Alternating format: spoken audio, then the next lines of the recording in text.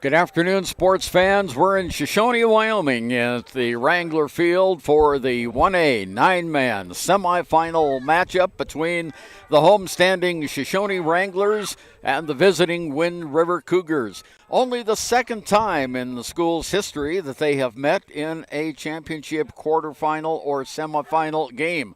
The last one was won by Shoshoni, and earlier this year, the Wranglers in the fourth game of the year pulled out a 19-0 victory over the Cougars. But since then, the Cougars have been on a tear. Both teams feature super running grounds, running attacks. They have a decent air attack, and we'll see which team comes out on top here.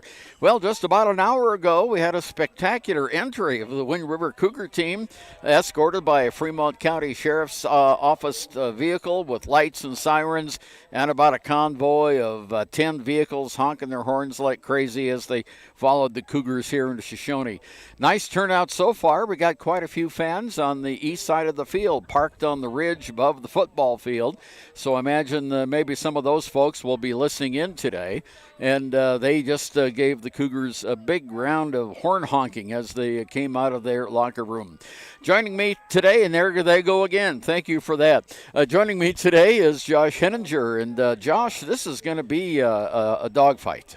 It most definitely is going to be a dogfight. Some things that I noticed is the Wind River Cougars have one of, if not the best rushing attacks in 1A, if not the state. They're averaging over 300 yards a game. But also, on the defensive end, you've got two teams that are tops in the entire 1A in the state. Both teams are allowing 168 yards a game, with their rushing defenses being under 100 yards a game. And as far as scoring, Shoshoni has the edge against Wind River. Shoshoni has only given up 11 touchdowns. Wind River has given up 16. But as far as overall team defense, these two are almost exactly the same, as was apparent in that last matchup when they played each other back in September. There was only just over 200 yards of total offense between both teams. Yeah, and that means the defenses are going to be good. And, of course, when you add the factor that most of the kids on both of these teams know each other pretty well, yeah. You know, it's going to be like big brother against little brother or vice versa. Shoshoni comes into this game being the first-place team in the Class 1A nine-man West Conference, and the Cougars were the third-place team. When you look at the difference in the school populations, Shoshoni has 111 students in their school, and Wind River has 133. Now for the color portion of our broadcast, Shoshoni dressed today in blue jerseys with yellow numbers and yellow shoulder pads and black pants. They have their blue helmet with the big white Wrangler, the Cowboy Wrangler on the helmet. The Cougars are dressed in white with purple numbers trimmed in black, and they have big purple helmets with their Cougar insignia on the side. Head coach Tony Trumpler, the Shoshoni Wranglers, comes into this game with a 9-year record of 43-33. And head coach Micah Trujillo of Wind River is in his 7th year with the Cougars, and his winning record is 20-37. But this year, the Cougars were 7-2 and 3-2 in conference, and of course the Shoshoni Wranglers were 8-1 and 4-0 in conference. The last time Shoshoni qualified for state was last year, and they advanced to the semifinals. And the last time the Cougars qualified was in 2019, and they lost in the quarterfinals up in Bighorn. Last year, the Cougars went only 2-5, so they've had a great improvement in their record and their program. And I think we're in for some pretty exciting football. Definitely going to be an exciting game. I think you're going to see another matchup like when these two teams faced off earlier in September. It's going to be a defensive game. Not a lot of scoring. Going to be a lot of 3-and-outs. But then when you look at the momentum, Shoshoni last week in their quarterfinal matchup beat Wright 55-0. And the Cougars put up 33 points in their effort in the win. I think it was 33-26. Yeah, 36. 36-26. They beat Lusk. So, I mean, both teams can score. Both teams have predominant running games. It may be one of those that either offensive coach might throw a little bit of wrinkles in there. Shoshoni has a little bit better success through the air, and it looks like the Wind River hasn't had a whole lot of a passing attack as far as on defense. You might see a lot of play action passes, or you might see a lot of different formations that normally you wouldn't see between these two teams. And I think Micah Trujillo might have a passing surprise or two in his playbook. The overall record between these two teams since 1969, when Wind River was created from the combination of Pavilion and Morton, the Cougars have won 29 of the previous contests since 1969, and the Wranglers have won 27. Well, that's the beginning of our pregame show here today, brought to you by Bailey's Tire and Auto Service in Riverton. We'll be back with listen to the two coaches in this program right after we listen to this. High Plains Power is a Touchstone Energy cooperative. What does that mean for you as a Rural Electric Association member? It all comes down to 7 principles: open membership, one voice, one vote, member benefits, independence, education, cooperation, and community. To understand how it all works, we're headed back in time. In 1879, electricity was in major cities, but rural areas were out of luck. In 1935, President FDR made it possible for companies to build power lines to unserved areas. By the time we hit 1941, some 400 electric co-ops had been organized to serve rural America, just like High Plains Power. For more information, visit highplainspower.org. There are 2 ways to buy 4x4 gear: the expensive way and the smart way. The expensive way is when you buy a new truck or SUV and the dealer sells you the brush guard, the heavy-duty bumpers, the steps, lights, winch, you name it. He rolls it all in with your loan into your monthly payment. But here's the smart way. Shop at Wyoming 4x4, where you get expert advice from Dan, quality gear, professional installation, all for a whole lot less than you'd spend at a car dealer. Wyoming 4x4 on North Federal in Riverton. The smart way to roll. Prices are going up all over. Food prices, fuel prices, tires, oils, you name it. But there's one thing that hasn't gone up. WRTA bus lines will still get you where you need to go in Fremont County for the same low price they've always had. Just $1 one way. How can you beat that? See WRTAbuslines.com for the new fall route schedule. Save hundreds of dollars every month and use the WRTA to travel to and from the Riverton Airport. See WRTAbuslines.com for details. And remember, don't drink and drive, wear your seatbelts, and keep all 4 wheels on the road. Financial investments are very important, but so are the investments of time, patience, and encouragement our young athletes receive from their coaches, teachers, and mentors. John Shade, your Lander Edward Jones financial advisor, understands this. That's why John Shade is a proud sponsor of Lander Tigers football on KFCW. For all of your investment needs, call John Shade at 335-7722 or visit edwardjones.com. Edward Jones, member SIPC.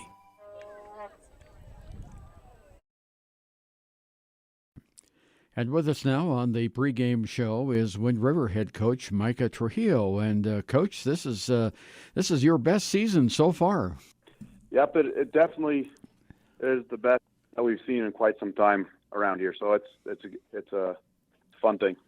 Tell me about your team. I noticed on the stats you're heavy on rushing. We are for sure heavy on rushing, and everybody knows it, and we're okay with that. We're a run-based team, and that kind of fits the personnel that we have right now. Yeah, now I see you're averaging about 307 yards a game, and that's a pretty good clip. Yeah, we'd like it to see a little bit higher, but, when we have other games in there where we pull our starters out a little bit early or something like that, it kind of skews our game stats. But, yeah, we'd like to be over 300 every game. Now, do you rotate your quarterbacks? No, we don't. We run Chris Burke pretty much solely. Okay, because I've noticed in the stats that he and Cooper Frederick have almost the same stats. Oh, that's from some pass plays that we throw in there. Oh, okay. So you've got a few special plays. Yeah, we got some. Yeah. Yeah, okay. How's the health of the team? You know, we have a few bumps and bruises that is expected at this point in the season, but overall we're doing pretty good. I think we're going to have Braden Lenhart out with an injury, but other than that, everybody's good to go at this point in time. Okay. Now your receiving core, J.C. Herbert, appears to be the number one guy there. Yeah, he has great hands. You get the ball close to him, and he usually comes down. Yeah. Well, what's been the key to this year's success? You know, I think the key to this year is we had a lot of out-of-season participation in the weight room, going to football camp, and those sort of things that you can't do. So, you know, the commitment outside of season, because we know you can't just show up for something 3 months out of the year, or what it is, and be successful. So I think the kids are starting to buy into we got to be doing something year-round to be competitive. Now, you've done something no Fremont County school has ever done before, and that was win a game at Lusk. And fortunately, that was the quarterfinal. Yeah, I don't. That's a great thing. I don't think they're expecting it, but we're really expecting that game, so we're excited about it. Yeah. Okay, now you've already played Shoshoni once. That was their homecoming, and you lost 19-0. Have you learned a lot from that game, and can we expect to see something different this time around? You know, after that game, we talked about we had quite a few mistakes, mental mistakes, broken plays, kind of sort of things. We talked about those things, and you know, the boys said, you know, and the coach said, man, we hope we see them again because we think it's going to be a different outcome. So that's what we're going with, and that's what we expect out of this week's game. And you will see them again. And this is, boy, I don't think the Cougars have been in this position since about 1977 or so, the last time you won a state. Yeah, it's been a few years that Wind River's been in this position, and the boys understand it, and they're excited to be that team that's pushing forward. Okay, thank you, Coach Micah Trujillo, head coach of the Wind River Cougars, in advance of tonight's game against Shoshoni. Good luck, Coach. All right, thank you. Hi, this is Terry Banker. I'm minister at New Hope Christian Church in Lander, Wyoming. We want to support the kids of this area academically, athletically, and spiritually. Our address is 630 Mount Hope Drive. Come to Sunday school at 9:30 and our worship service at 10:45.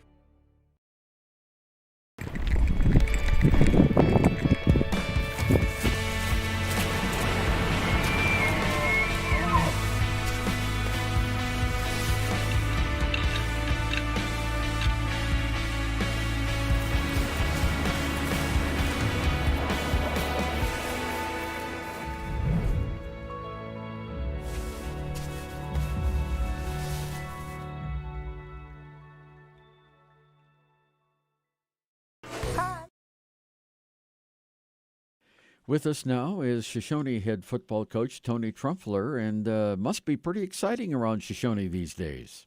Yeah, the atmosphere is pretty good over here.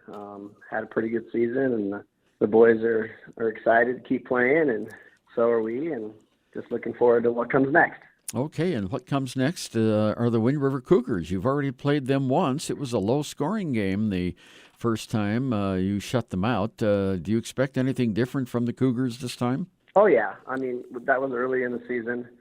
They've improved. We've improved. You know, they do pass the ball a little bit now, and so that's something we have to get ready for and pay attention to. And, yeah, I think it's going to be a hard-hitting game, and it's going to be a good game. You know, and I've said it in the past, and I'll say it again, every time we play Wind River and every time Wind River plays us, regardless if we're both really good or we're both really down, or one of us is good and one of us is down, that's always a good, hard-fought game. And, it looks like you rush about 2/3 of the time and pass about 1/3 of the time in your game plan. Is that's kind of what we're looking for Friday night? Well, yeah, we'll definitely run the ball. That's our bread and butter. So we'll definitely stick to that, and we'll throw in the pass when we need to. Okay. Now, how's the health of your team? Anybody with injuries? Nope, we're all healthy. Okay, very good. Now, tell us about, I believe this is your son, Peyton Trumpler. He's the top rusher on your team. Yeah, he runs the ball hard, and We use him a lot when we have to, and I mean I have 3 other backs that complement him really well, and it's kind of we play the hot hand. Last week, against Wright, Cannon was the hot hand, and he had a great game, and it's kind of nice to have that in the backfield. I've got Peyton, I've got Kenny Campbell, Trey Fike, and Dom Jarvis in the backfield that we kind of move through. It's nice having those weapons. So now in the receiving department, you have a couple of really good receivers too. Yeah. Nathan Cousineau and Trey Fike plays receiver as well. But Nathan's kind of our go-to guy. He's a big, tall. He's got good hands. So that's kind of who we look to when we have to go to the air. Yeah, now, you haven't had a state championship game since 1985, I believe was your last title. And I imagine the community is pretty stoked up about this opportunity. I think so. I mean, I am. I know that we've had a lot of support, and we've always had a lot of support. We have great fans. Like I said, even on the years that we're down, we have our stands are usually pretty packed on home games. And so I know they're excited, but I think our community is really good about supporting us, whether we're 7-1 or 0-8. So it's just we have great fans. Yeah. Now, do you not expect the team to overlook Wind River? You beat them earlier this year, and you've had really a good season. What have you done to try to dampen down that kind of situation? I don't think I've had to do a whole lot. After the Wind River game, we knew that it was, like I said, it was a dogfight. The boys know that if they don't come to play, that Wind River's dangerous. They're a good team. If you're not going to show up to play, they're going to make you pay. And if they get ahead, the offense that they have, it really slows the game down. So that's something that we're always aware of is their offense is if they get ahead, they can run, they can end a whole quarter almost in one series because it's just such a run type offense that it really slows the game pace down. Yeah, ball control. Well, Coach, we look forward to seeing the game here in just a few minutes, and I know there's already a big crowd gathering, and it should be fun. Wind River and Shoshoni, not only county rivals, but now the winner has a chance to go to the state championship. Good luck, Coach. Thank you very much. Mama's Kitchen in Lander is ready to wow you with their home-style fixins'. Visit the coffee corner and don't forget to try Mama's biscuits, made just the way her Mama made them. And the Mama before that. With local and specialty ingredients making up their cuisine, it'll be the place you can't get enough of. And just simple, tastes good, delicious, get me all ready for the day. Down to earth, and yes, I would definitely come back. Home cooking like you've never tasted before. 260 Grandview Drive in Lander. Come on down to Grandma's! The team at Lander Dental provides a wide range of services, including preventive, cosmetic, restorative, and reconstructive dentistry in a caring, comfortable setting. Lander Dental Group, 799 South 2nd Street in Lander. It's Physical Therapy Month. It's Physical Therapy Month. It's Physical Therapy Month. It's Physical Therapy Month. It's Physical Therapy Month. It's Physical Therapy Month. October is National Physical Therapy Month, and here at Teton Therapy, we are celebrating all month long. In our Lander and Riverton clinics, we're hosting special events, celebrations, and great giveaways for our patients, past, present, and future. Check us out at Teton Therapy PC on Facebook for more details. Whatever. I like April better. Back again at Wrangler Field in Shoshoni, where we're just moments away from the start of this afternoon's football game, the Class 1A 9-man semifinal. The winner of this game will go on to the state championship in Laramie a week from now. Shoshoni in its history has 2 state championship teams in 1959, coached by Bill Sollers, and in 1985, coached by Harold Bailey. The Wind River Cougars have 1 state championship. That was in 1997, and that was coached by Dick Quayle. Now, the Wranglers have had quite a few semifinal appearances. They've been in the semifinal game 9 times. And the last time was last year when they lost to Southeast. The Cougars were runners-up once. That was in 1992. And now it's time for our Sutherland's Home Improvement Center starting lineups. And with that, here's Josh. All right, starting on offense for the Wind River Cougars. They won the toss. They elected to receive it. Starting at, let's see, we have, starting at the left receiver, you have Jaden Miller. Left tight end will be Trey Mulholland. The offensive guard will be TJ Halleck. Center will be Tucker Jensen. Right guard will be Casey Beefus. And the other tight end will be Calder Johnson. The other receiver out wide is Cooper Frederick. In the backfield, your starting quarterback will be Chris Burke. And your fullback / halfback will be Caden Jones. Starting on defense for the Shoshoni Wranglers. On the 2 cornerback positions, you have Nathan Cousineau and Trey Fike. Shoshoni is running a 3-3 defense. Of course, it's going to be a little bit different formation, being 9-man instead of 11-man. So up front, you'll have defensive end Braden Cash, nose guard Duke Gibble, and the other defensive end Jackson Stanley. At linebackers, you have Peyton Trumpler, Dominic Jarvis, and Cannon Campbell. And at safety position will be Alex Mills. All right. That is starting lineups. Those are the starting lineups. Thank you very much, Josh. We are excited for this one to get going. It's, as I mentioned earlier, it's only the second time that these two teams have met in the championship side of the bracket. It's not usual that teams in the same conference meet up for a semifinal, but this year it all worked out, and it's the Cougars and the Wranglers. Yep, and it looks like they're going to start the pregame festivities, so we'll go ahead and take a break. We'll be back with the kickoff between the Wranglers and the Cougars. Community Health Centers of Central Wyoming has locations across Fremont County ready to serve you at Du Bois Medical Clinic, Riverton Community Health, and Lander Community Health Pediatrics. We accept all forms of insurance, including Medicaid and Medicare. Are you struggling to get medical care? Ask for their sliding fee scale. From family medicine to pediatrics, Community Health Centers are here to serve you. Call 307-463-7160 or visit chccw.org to schedule your appointment.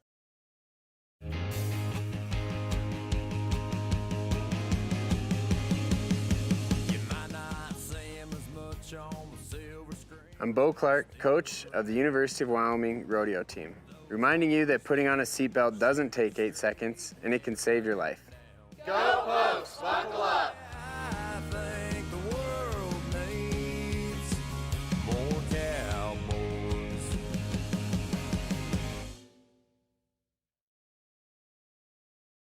Your car or truck is an investment. When it needs repairs, you need someone you can trust to do the job right.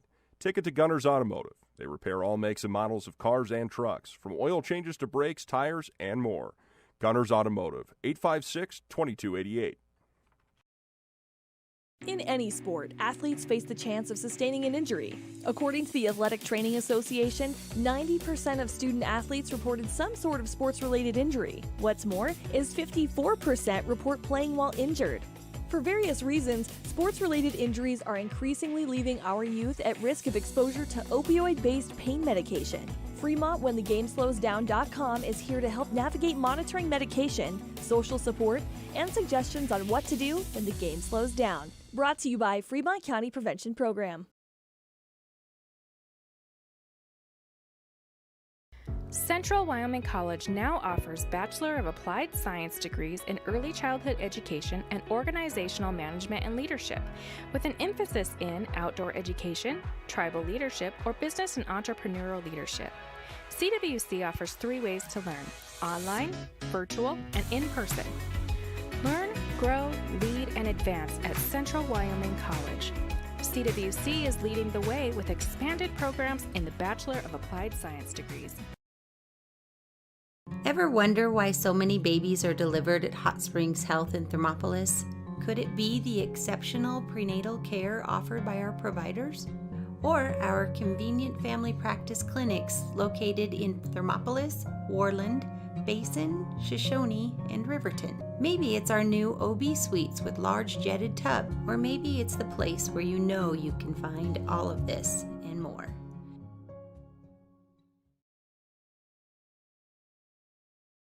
The choice is yours. Sutherland's Friends of the Family Plus Consumer Credit Card lets you choose from 5% off instantly at the register or special financing on qualifying purchases. That means no forms, no waiting, no rebates. You can choose 5% off instantly with your Sutherland's credit card. Got a big project? Choose special financing. The choice is yours with Sutherland's Friends of the Family Plus Consumer Credit Card. Subject to credit approval. Minimum monthly payment required. See store for details. Only at Sutherland's.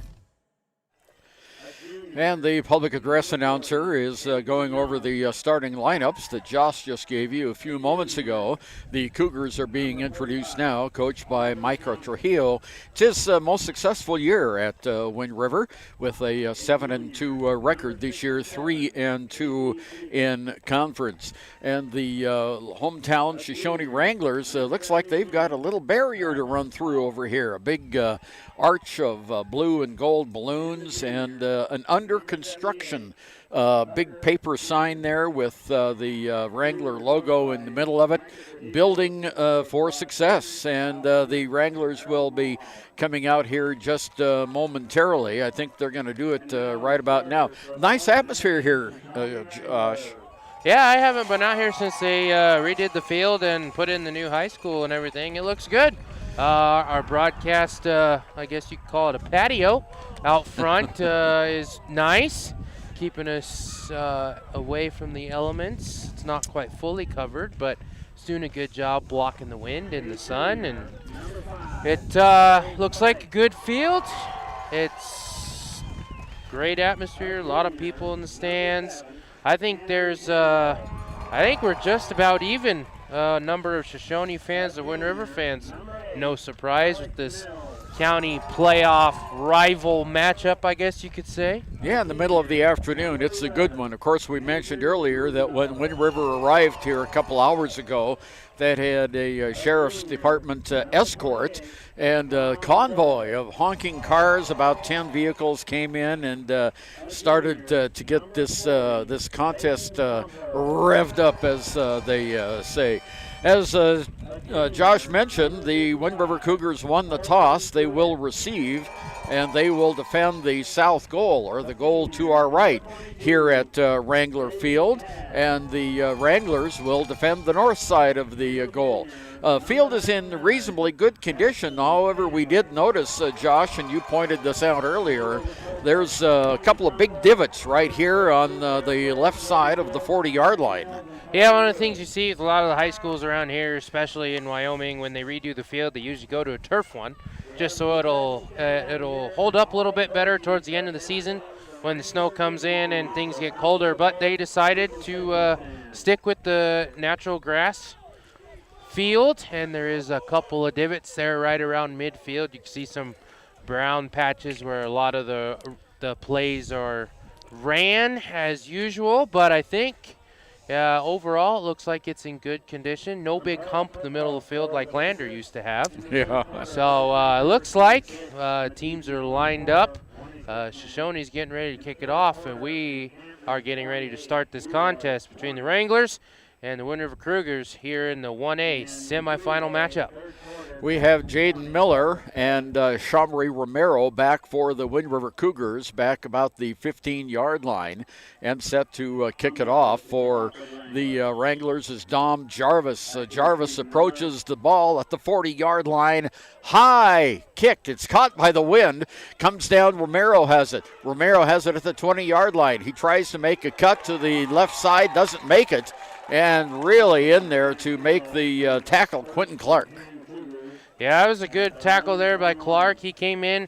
It looked like Romero had a running lane there if he cut it back to his right, but he's trying to bounce it outside, get on the perimeter, get around the corner, and we'll see this first attempt of this potent Wind River Cougar rushing offense, averaging over 300 yards a game.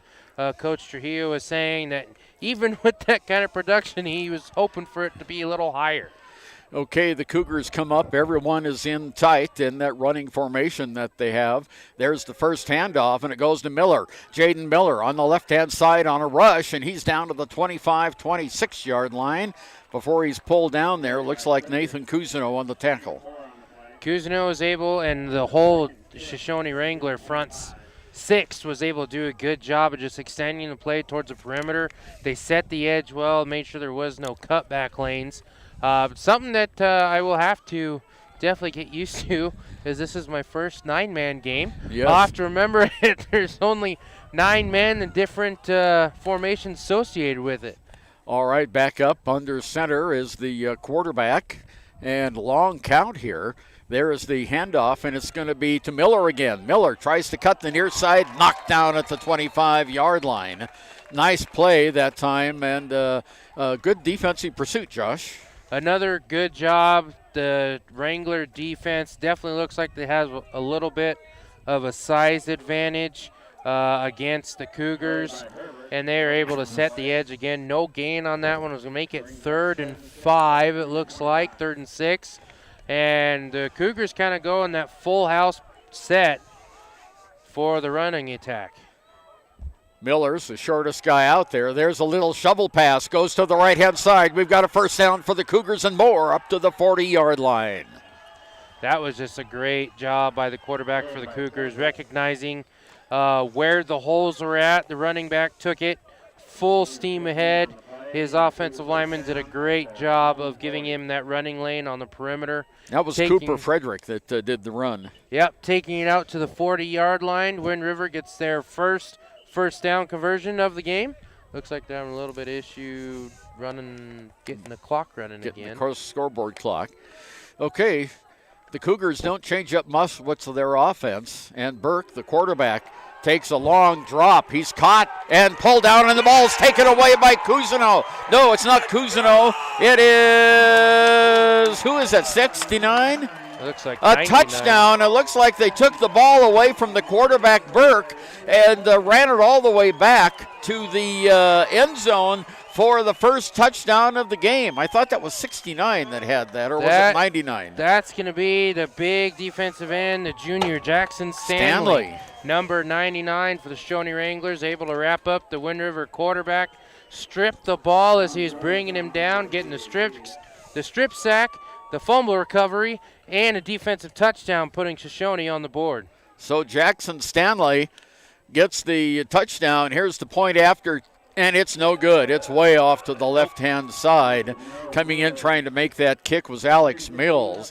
But the Shoshoni Wranglers score first, and it's Shoshoni 6, Wind River 0.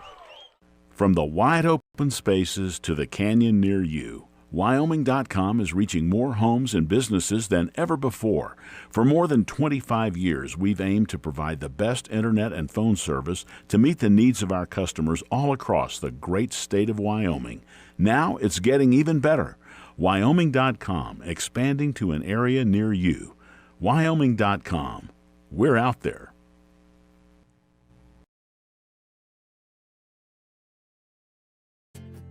From one corner of the state to the other, over 82% of Wyomingites wear their seatbelts.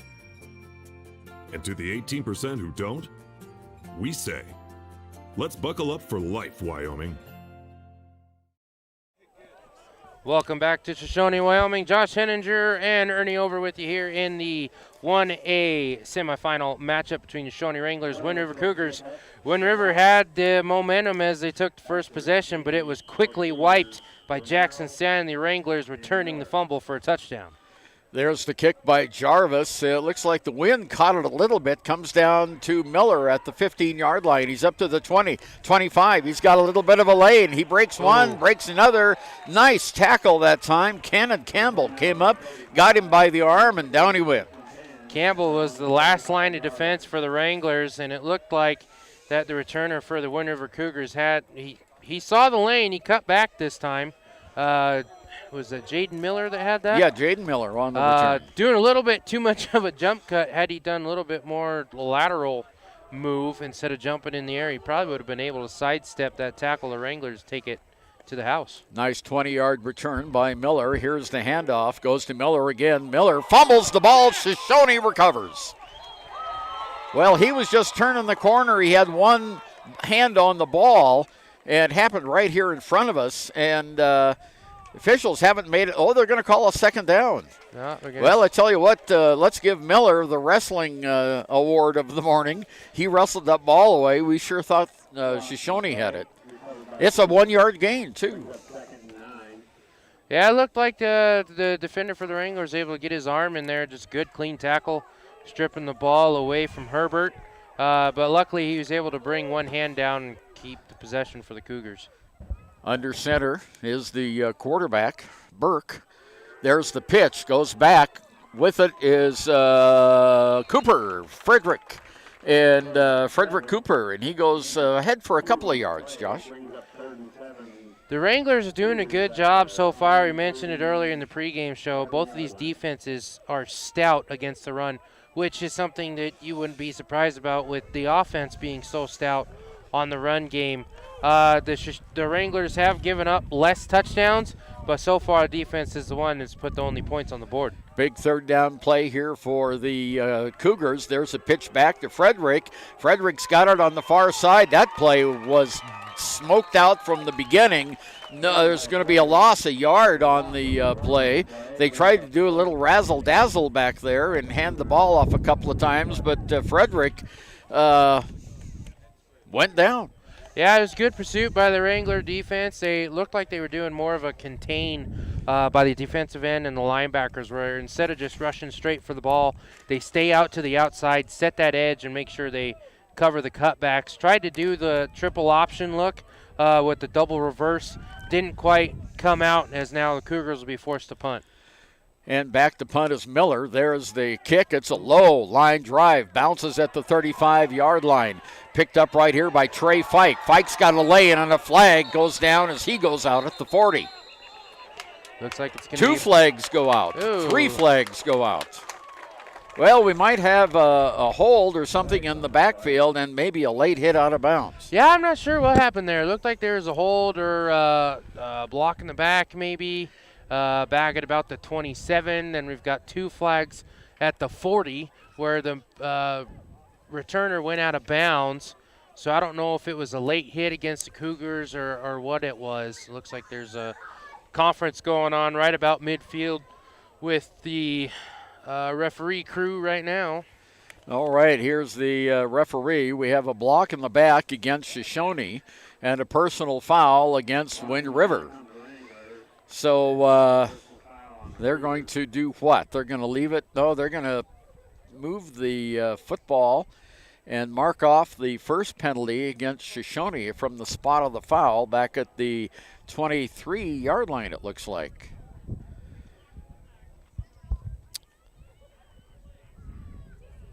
All right, they're repeating the personal foul information again. Fouls on each team. So we're going to rerun the kick or what? The big thing there is the foul against the Cougars was a dead ball foul. Oh, so I got you. You will have the holding take place, and then they will mark the ball 15 yards forward from the end of that penalty since it was a dead ball foul. Well, we're going to end up just about the 40-yard line either way.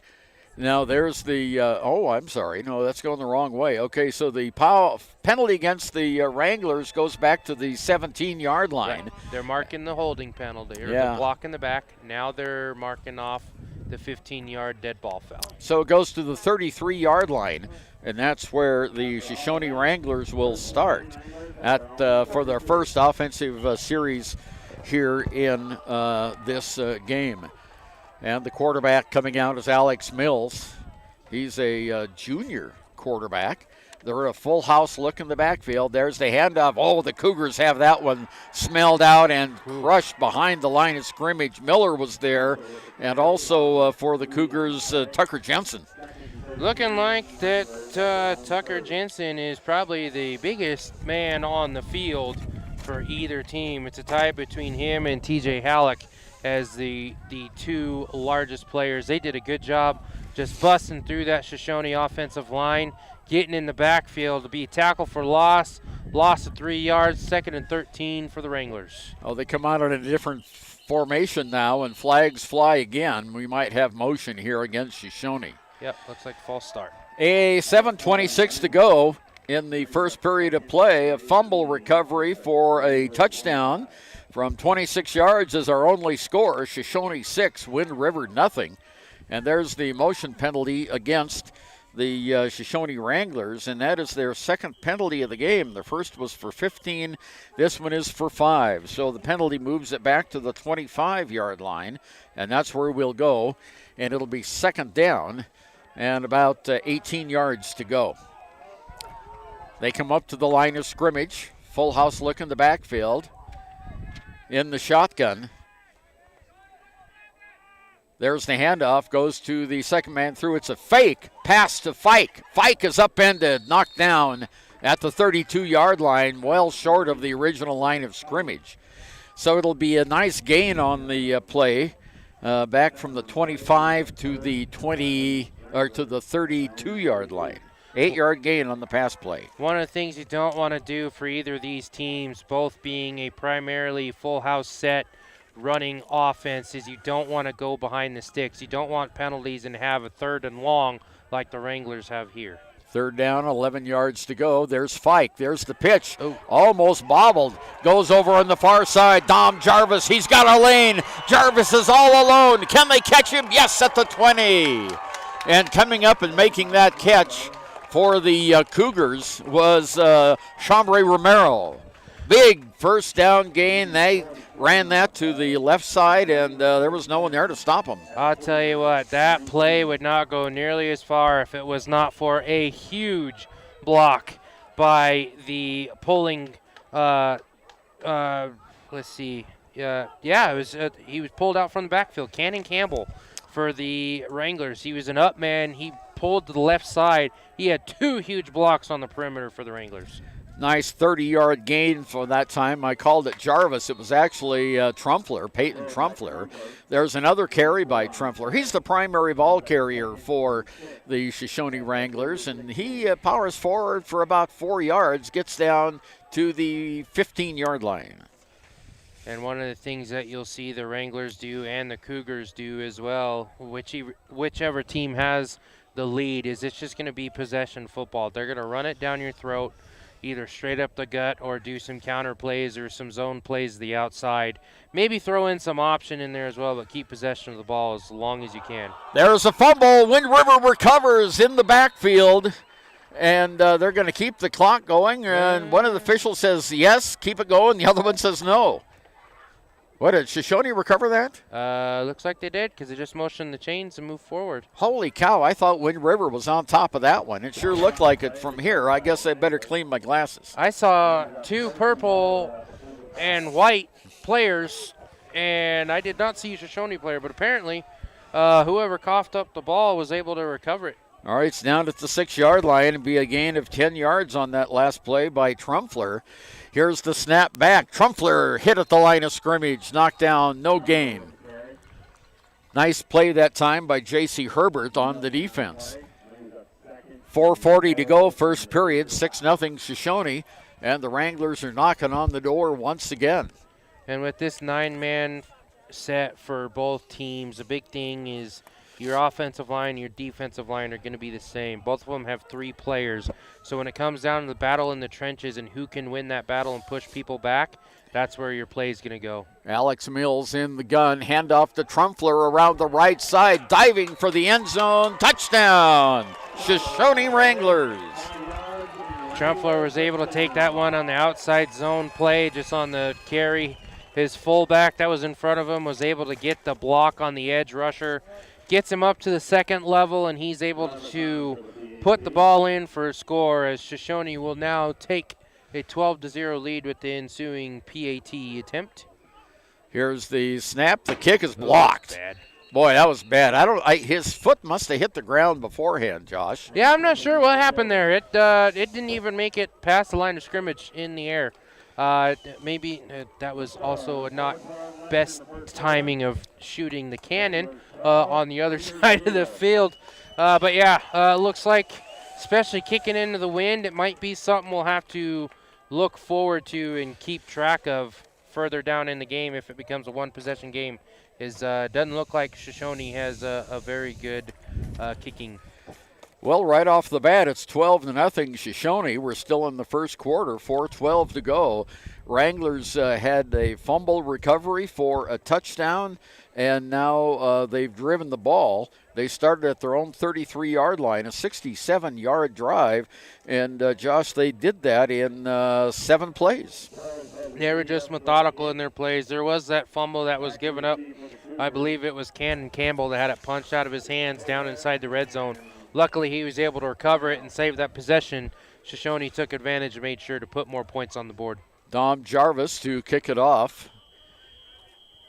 Romero and Miller back for the Cougars. There's the kick into the wind, and the wind holds it up down to Romero.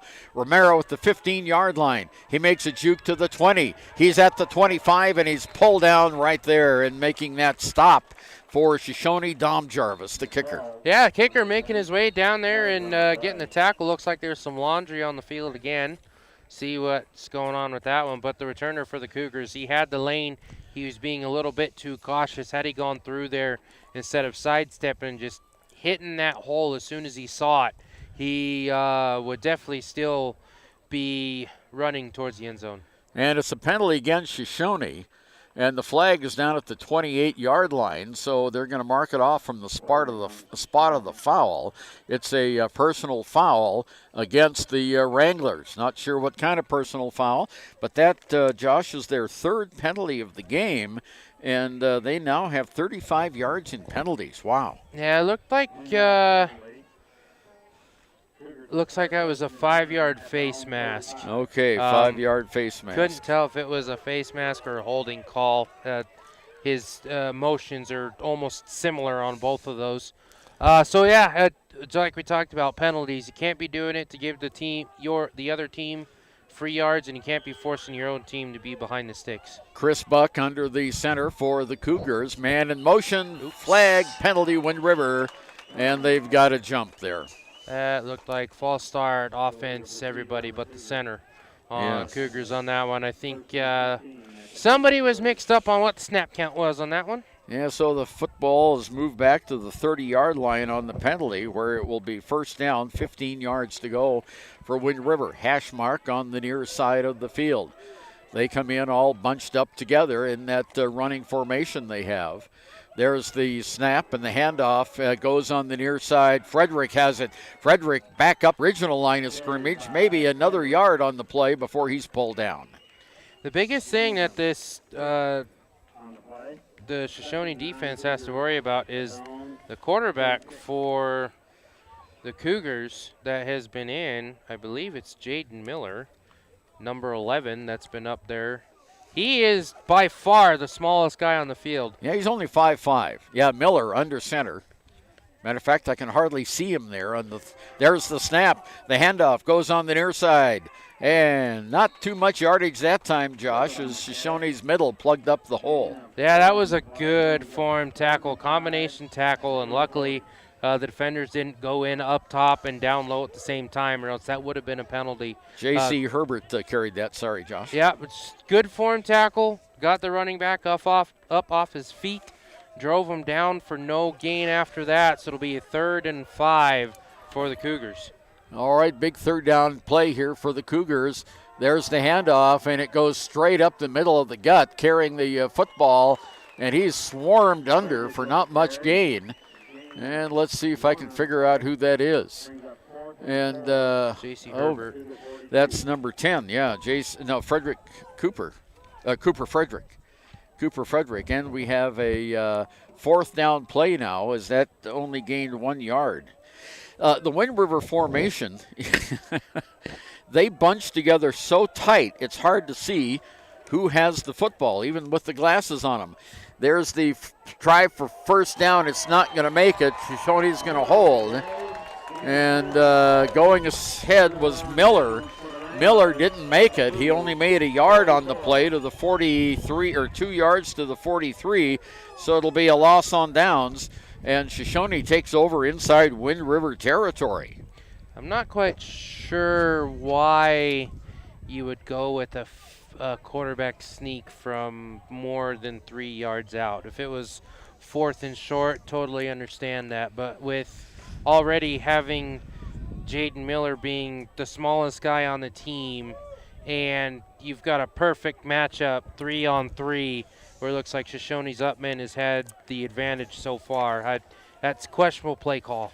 Alex Mills in the gun for Shoshone, one man in motion. Here's the snap, handoff, goes straight up the middle. Oh, not much going for Cannon Campbell. That was a horse collar.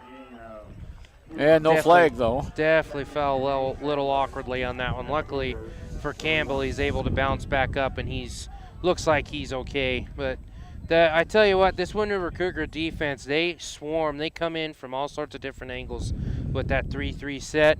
They come in up the middle. They come in on the edge. You don't see many blitzes, oddly enough, because Shoshone does have that pass game as well. 2-yard gain to the 39-yard line. Fike is in motion now to the right. Back in the gun, there's the pass over to Fike. Fike's got it. He's got a first down and more at the 30-yard line inside the 30. That was just a good out route by Fike. He came across in the motion, just went over in the flat. Quarterback Alex Mills saw it, was able to put some touch on the pass, put it right in the breadbasket. Fike was able to turn the corner and get ahead of the Cougar defender. I believe that was J.C. Herbert that was chasing him from behind. That'll be a first down conversion, and Shoshone has it 1st and 10 just inside the 30. Same formation. Fike in an offset eye. Here's the handoff to Trumpler. Trumpler straight ahead down to the 25-yard line. And looks like coming off the bottom of that stack for the Cougars was T.J. Halleck. It definitely looks like that the main producers on offense for the Wranglers do have quite a bit of size over the backfield of the Wind River Cougars. But you look at the front, the defensive front for the Cougars and the offensive line for the Wranglers, other than the center, number 55 for the Wranglers. He's definitely the biggest man in the middle there. That size is about equal. Here's Mills, and we have a motion before the play got off. It'll be a flag against Shoshone. Well, maybe I should wait until they make the call. Yep, that's what it is. Sometimes you can see these things, and you never know what the officials are going to do. So another penalty against Shoshone. That is the 4th penalty of the game. Let's see, they've been penalized 15, 20, 25, 30 yards already in the game. And that pushes the ball back to the 30-yard line. 25 seconds to go here in first period of play, 12-0. Shoshone would love to tack on another one here. It's 2nd down. They need 12 yards to go. In the gun is Fike. Hand off to Trumpler. Trumpler finds a little bit of daylight, and he's finally knocked down at the 20-yard line. It's going to be very close to the first down, maybe a little bit short. That took 4 Wind River Cougars to bring him down. And Laundry on the field again, Josh. Yeah, it looks like a hold against the Wranglers. The Wranglers are not doing a very good job of avoiding shooting themselves in the foot. This is 2 possessions in a row where they've had it 2nd and 15 plus. That's, like I mentioned earlier, when you have a predominantly run game where you're averaging 6-7 yards, that's good. But those plays where the Cougars have been able to stuff that rushing attack and you're only getting 2 or 3 yards, I mean, at this point, you're going to be, oh, goodness, that's going to be 2nd and about 21. Yeah, they moved the ball down at the 38-yard line, so that's where the Wranglers will have it here, and that's going to be the end of the first period of play. And after 1 in this semifinal game, it's the Wranglers 12, the Cougars 0. Gotchi Rehabilitation and Wellness knows what it means to be on top of your game. For over 60 years, Gotchi has led the field in providing physical therapy, occupational therapy, and wellness in Thermopolis and their facilities in Worland, Basin, Powell, Cody, and Shoshone. Whether you're recovering from an injury, deconditioned, post-stroke, or just looking to take control of your health, you'll find years of dedicated experience paired with personal care at Gotchi Rehabilitation and Wellness. Learn more at gotchi.org. Is your resolution this year to be healthier? You may have made a commitment to improve your physical health, but don't forget about your financial health. Atlantic City Federal Credit Union is listed as one of the healthiest credit unions in the U.S., and we are the healthiest credit union in Wyoming, according to depositaccounts.com. Don't risk having your accounts anywhere else. Become a member today and accomplish your first resolution by becoming healthier. Financially speaking, that is. Federally insured by NCUA. Open your eyes to a credit union. Atlantic City Federal Credit Union. Back again at Wrangler Field for the second 12-minute quarter of this semifinal 1A 9-man game. Shoshoni leading 12-0 on our WRTA bus line scoreboard. Football is in Wind River territory. Hash mark at the far side at the 42-yard line.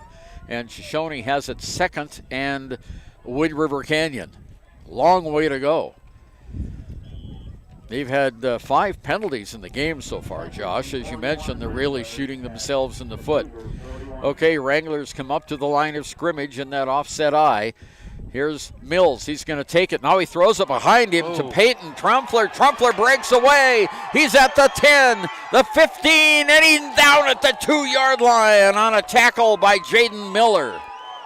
That was almost disaster for the Wranglers on the option pitch. It was just about went over Trumpler's head. Luckily, he was able to get to the perimeter, goes down the field. It's going to be first and goal for Shoshoni. Good, I'm going to say good motor and energy by J.C. Herbert of the Cougars, not giving up on the play, chasing him down and keeping him from going into the end zone. Peyton Trumpler with 7 carries and 63 yards and a touchdown. Yeah, Fike took it on the quarterback keeper with 2 yards to go. Shoshoni now up 18-0. That was Alex Mills that had Alex Mills, I'm sorry. Touchdown on that. Number 8. Yep, everybody behind him was pushing the pile forward, which is completely legal. You can push the pile, you just cannot pull the person that has the ball.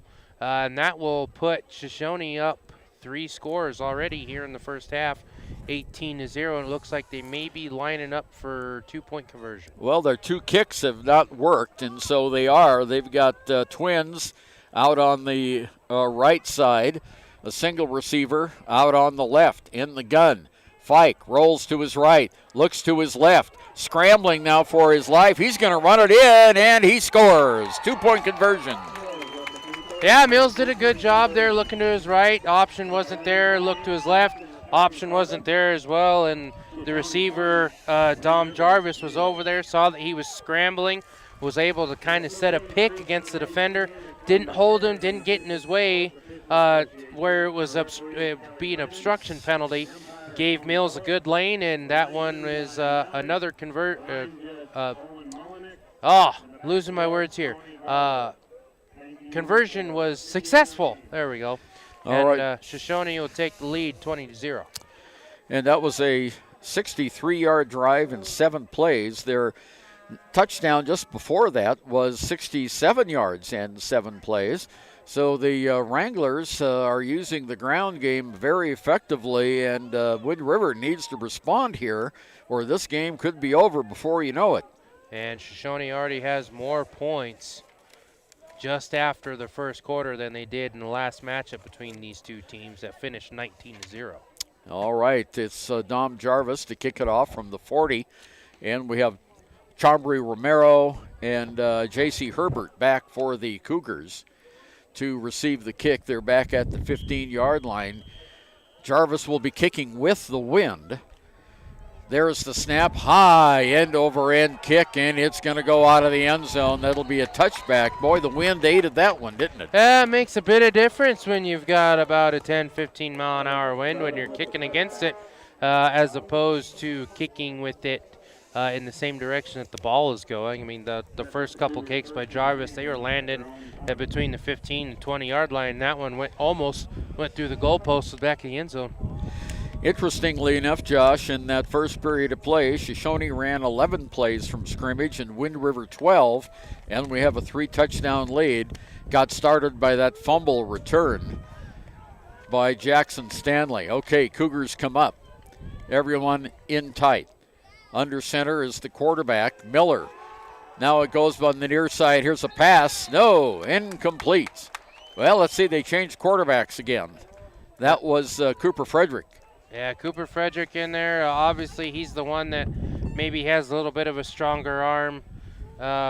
Coach Trujillo noticing that they need to get something going here. Their ground game hasn't been working very well. Shoshoni on the defensive side has been able to plan for that. That one just a little bit too far out of reach for his receiver's hands. Everyone bunched in close, 20-0. Shoshone the score.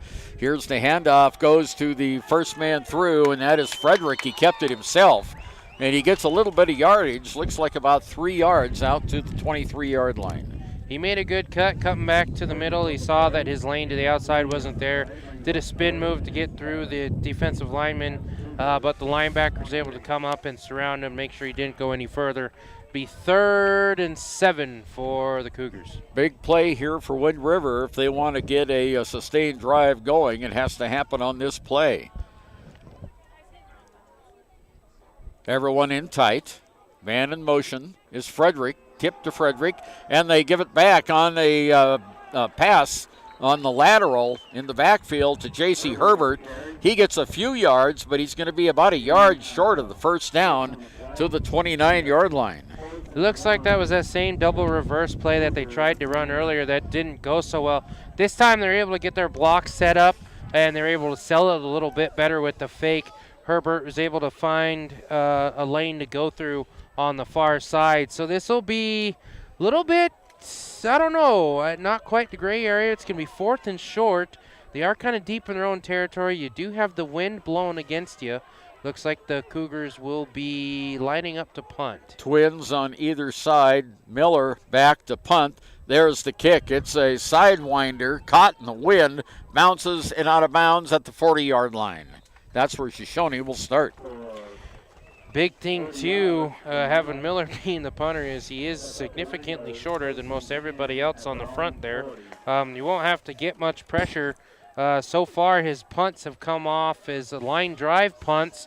There a lot of those upmen for the Wranglers, all they have to do is put their hands up, and they'd be able to block those punts. This is almost the furthest Shoshone has started a line of scrimmage from. They've been at their own 33, at the Wind River 37, and now at their own 40-yard line. So the Wranglers come out. They bring Cousineau off wide to the left side. Hash mark, far side. Full house look in the backfield. Mills gets the handoff and caught in the backfield. Good defensive pursuit. Big loss on the play as Trey Fike is caught and dropped back at the 35-yard line. That was just a great defensive push by the defensive lineman of the Cougars, as that was number 70. Trying to find my roster here. Casey Beefus. Casey Beefus, the 6-foot junior, listed at 180 pounds. I mean, you've got Casey Beefus at 6 foot, TJ Halleck at 6'1", and Tucker Jensen at 6'5" on the defensive line. It's part of the reason why these Cougars have had a good run defense all year. 2nd down, 15 yards to go.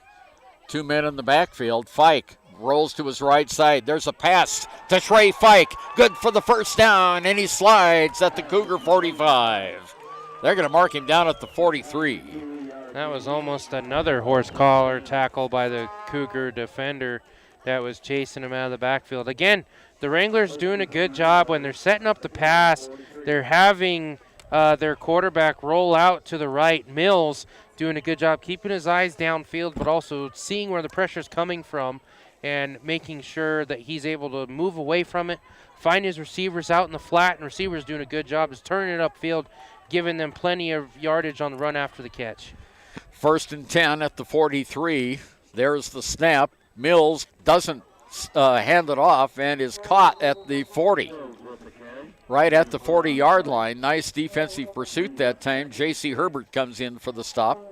Just a classic old option play there for the Wranglers, as Miller looked like he may have, or Mills, sorry. Mills looked like he may have tried to give it back to his halfback, but decided to keep it himself. Good cutback lane. Took it forward for good gain. Be 2nd and 7. Cougars had better penetration that time. Here's the pitch to Trumpler. Trumpler pushes players out of his way. He's still going down at the 32-yard line. First down, Shoshoni.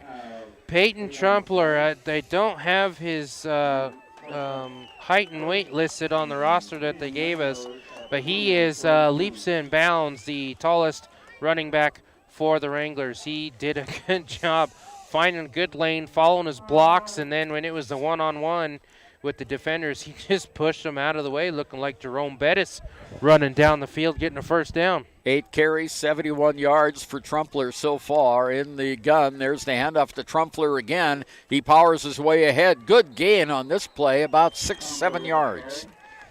And it looks like coming up to stop him that time was J.C. Herbert, and Herbert is slow getting up, limping back to the Cougar defensive line.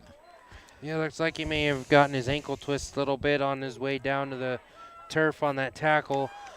But looks like he's going to stick it out, starting to run a little bit now. Maybe just been a stinger. 6-yard gain.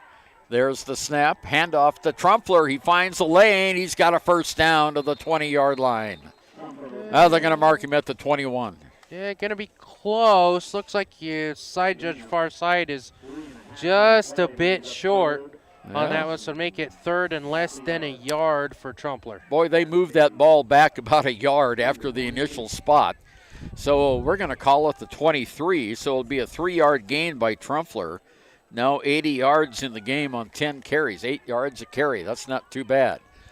2 men in the backfield. There's the handoff, goes straight up the middle. With it is Campbell, and he gets the first down across the 20 down to about the 19-yard line.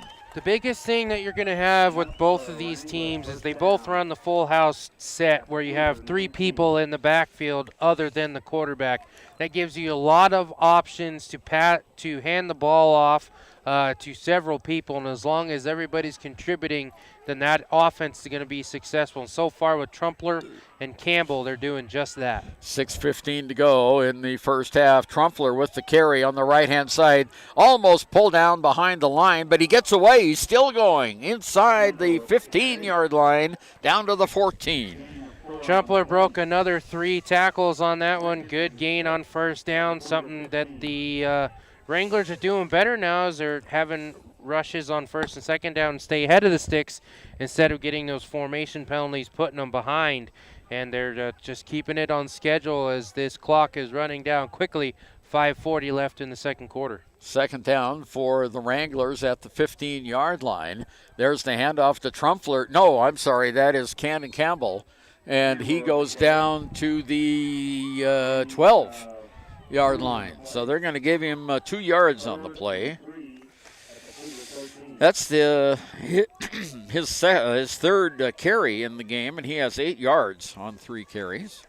This drive for the Wranglers is taking a little bit longer. They are having some more possession time as well as running some more plays as well, but they are back in the red zone looking to score again. 5 minutes to go here, first half of play. Shoshoni leads.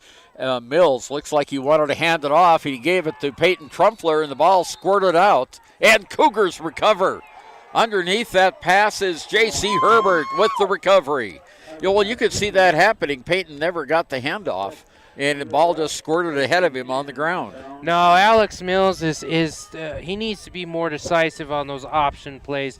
I mean, granted, you have the option to hand it off, but sometimes, especially that late in the formation of the play, when you have the defenders all around you, just eat it, keep it yourself, and keep possession for the next play. Live to play another day. In that instance, just keep it yourself. I know you want the big gain. The end zone's right there, but you got to be a little bit smarter with the ball security. Second turnover of the game, one on each team. Jaden Miller in the quarterback position. There's the handoff back, the reverse. They're trying to pass. There's the pass to Miller. It's caught, but no gain. Well, that was kind of a rootum-tootum, throw it to you, throw it to me, throw it to him. Yeah, double reverse and with the pass. So with that one, the big thing as far as execution, you want to make sure both of those handoffs are backwards. That way you still have the ability to have a legal forward pass. And that one, it just took a little bit too long to develop. As soon as the second person to get the ball, Herbert, had the pressure behind him, he hurried to throw a little bit to Miller. Luckily, it wasn't a turnover. There's the handoff to J.C. Herbert. He's caught at the line of scrimmage and maybe a yard ahead.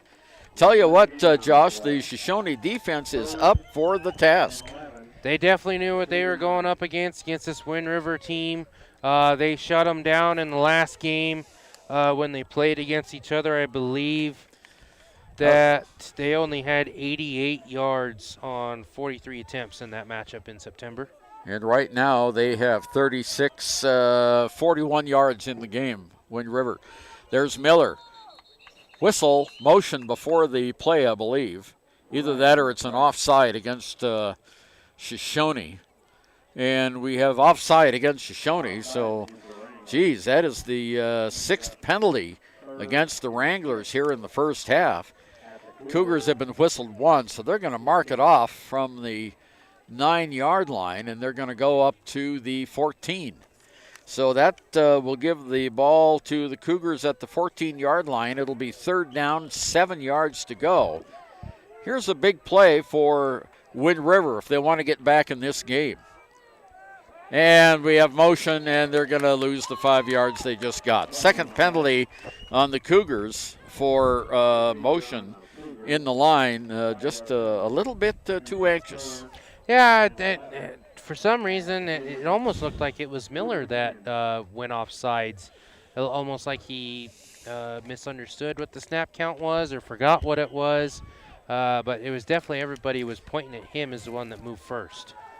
Okay, back under center is Jaden Miller. Miller, there's the handoff, and it goes on the left-hand side. He keeps it. I said handoff, but I meant to say he kept it. And he gets a little bit of yardage, but it's going to be way short of the first down. It is at the, 13-yard line?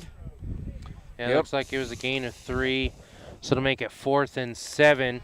Just over 3 minutes to play here in the second quarter.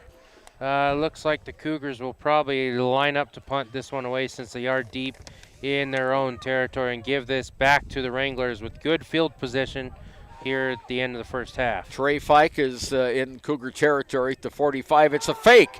Here goes Miller. Miller at the 15, 20. He's got the first down at the 25-yard line.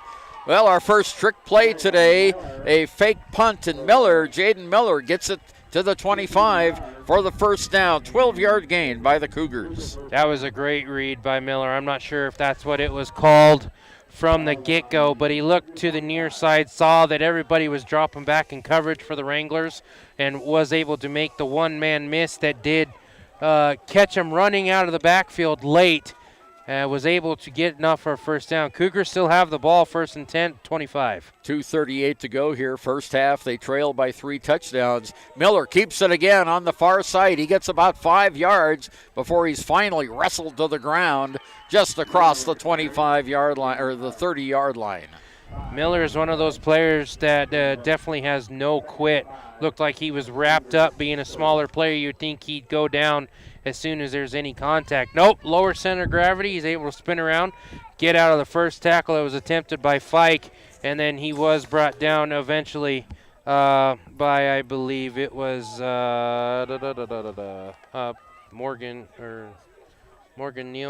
Tucker Maddock was the one that got tackled for the Wranglers. Big crowd on hand here in Shoshone for this game. Miller's going to keep it again. He runs to the left. He's got some daylight. And great downfield tackle by Trey Fike. Oh, I'm sorry, that's not Fike. That's Alex Mills. And it is enough for the first down, though. That was a touchdown-saving tackle. That was a good form tackle by Alex Mills. Open field tackle, one of those where you're going to make it or you're going to miss it, and running back for Miller is still running in towards the end zone for the Cougars, as it looks like Wind River will take their first time out of the half.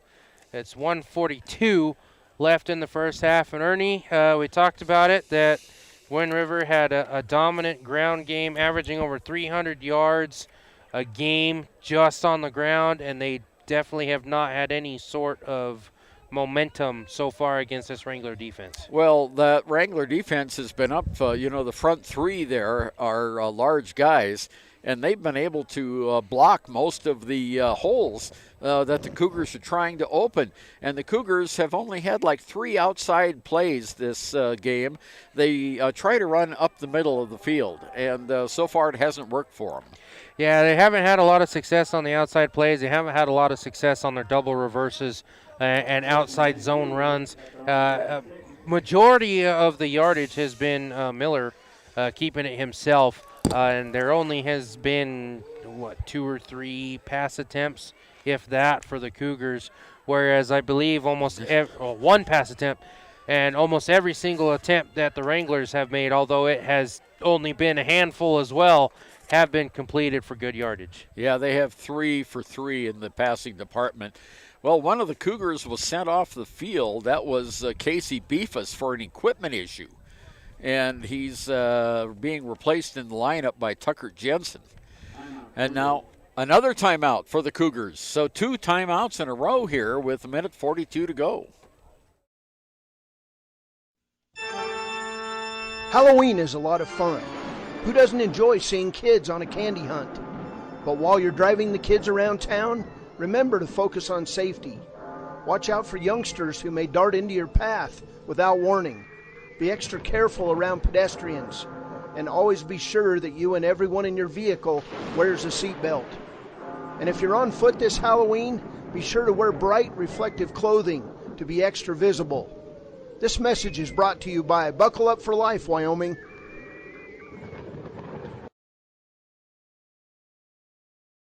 High Plains Power is a Touchstone Energy cooperative. What does that mean for you as a Rural Electric Association member? It all comes down to 7 principles: open membership, one voice, one vote, member benefits, independence, education, cooperation, and community. To understand how it all works, we're headed back in time.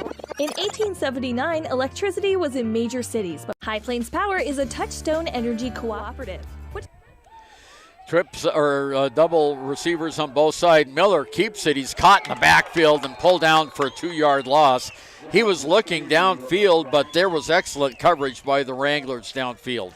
Jackson Stanley, the big man on the defensive end position for the Wranglers, able to do his job, get in the backfield, read that Miller still had it, able to hold his water, not over pursue, brings him down as it'll make it 2nd and 10 for the Cougars. J.C. Herbert split out wide on the near side. One man in the slot. Back to pass is Miller. Miller rolls to his right. Changes direction. Run out of bounds. And he'll only get a couple of yards, Josh. Yeah, Miller was trying to find a receiver downfield. Looks like there's only the one on this near side. The receiver's on the far side. As soon as you see your quarterback scramble to the right, you're looking back for the ball anyway as soon as you get downfield. The big thing you want to do is adjust your route to make it to where it's easier for your quarterback to see you and give him an available option for somebody downfield. Miller didn't see anybody there. He's able to go through and just a good stick on the second effort, tackle by Dom Jarvis to force Miller out of bounds on the short gain. 1 minute to go here, first half of play. Miller rolls to his right side, finds a little bit of a hole and across the 40 up to the 42-yard line. Be a 2-yard gain. That's going to make it 4th and about 5, and one of the things you got to worry about for the Cougars is time is running out. He just had to do back-to-back timeouts. I'm not seeing any sort of hurry up and tempo for the Cougars. Looks like they just want to run the clock out here and regroup at halftime. Big crowd here today in Shoshone. Got a lot of folks. The far side bleachers are full of Wind River fans, and we have a lot of folks in their cars on the hill on the east side looking on as Miller goes under center. There's the snap. He fakes the handoff. He makes a run to the right-hand side and is pulled down short of the first down, but inside the 45-yard line, and there's only 5 seconds left in the half. You got 5 seconds left. I know Shoshone has had a bit of an issue with the kicking game. They do still have their full complement of timeouts. Unless you get a big play downfield, quick pass and out of bounds or call timeout, I don't believe that they're going to be able to get field position in close enough for a field goal. Okay, Cougars up to the line of scrimmage. Everyone is in tight. It's kind of like an adjusted victory formation. They start the clock. That's the end of the half. And at the end of the first half of play, the Shoshoni Wranglers 20 and the Wind River Cougars are scoreless. We'll be back with stats and more after this. As a Rural Electric Association member, it all comes down to 7 principles: open membership, one voice, one vote, member benefits, independence, education, cooperation, and community. To understand how it all works, we're headed back in time. In 1879, electricity was in major cities, but rural areas were out of luck. In 1935, President FDR made it possible for companies to build power lines to unserved areas. By the time we hit 1941, some 400 electric co-ops had been organized to serve rural America, just like High Plains Power. For more information, visit highplainspower.org.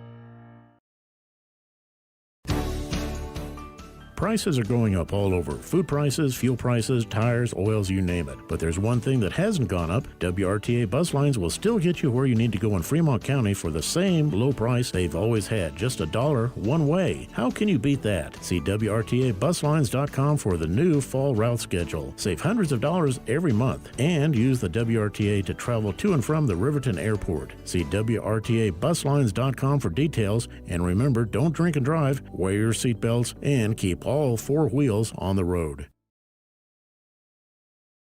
Financial investments are very important, but so are the investments of time, patience, and encouragement our young athletes receive from their coaches, teachers, and mentors.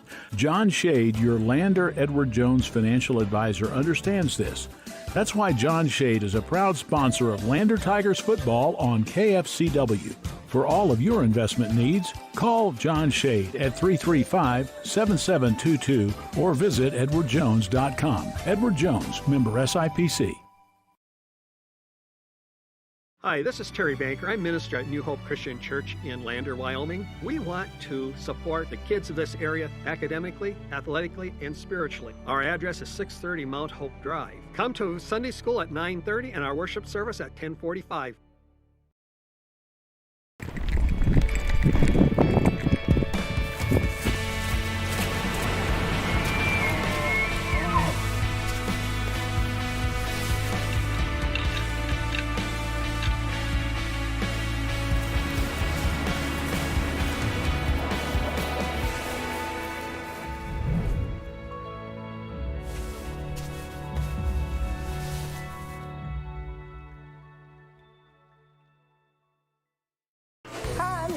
Welcome to my kitchen.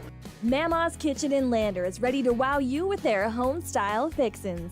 Visit the coffee corner and don't forget to try Mama's biscuits, made just the way her mama made them. And the mama before that. With local and specialty ingredients making up their cuisine, it'll be the place you can't get enough of. And just simple, tastes good, delicious, get me all ready for the day. Down to earth, and yes, I would definitely come back. Home cooking like you've never tasted before. 260 Grandview Drive in Lander. Come on down to Grandma's! The team at Lander Dental provides a wide range of services, including preventive, cosmetic, restorative, and reconstructive dentistry in a caring, comfortable setting. Lander Dental Group, 799 South 2nd Street in Lander. There are 2 ways to buy 4x4 gear: the expensive way and the smart way. The expensive way is when you buy a new truck or SUV and the dealer sells you the brush guard, the heavy-duty bumpers, the steps, lights, winch, you name it. He rolls it all in with your loan into your monthly payment. But here's the smart way. Shop at Wyoming 4x4, where you get expert advice from Dan, quality gear, professional installation, all for a whole lot less than you'd spend at a car dealer. Wyoming 4x4 on North Federal in Riverton. The smart way to roll. Community Community Health Centers of Central Wyoming has locations across Fremont County ready to serve you at DuBois Medical Clinic, Riverton Community Health, and Lander Community Health Pediatrics. We accept all forms of insurance, including Medicaid and Medicare. Are you struggling to get medical care? Ask for their sliding fee scale. From family medicine to pediatrics, Community Health Centers are here to serve you. Call 307-463-7160 or visit chccw.org to schedule your appointment.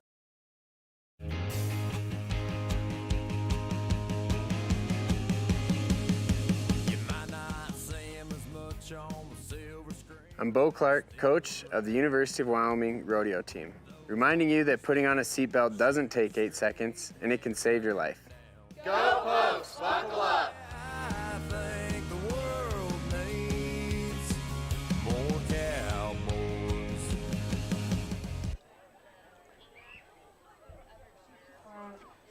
Back again here in Shoshoni, 20-0. The Wranglers have the lead over the Wind River Cougars.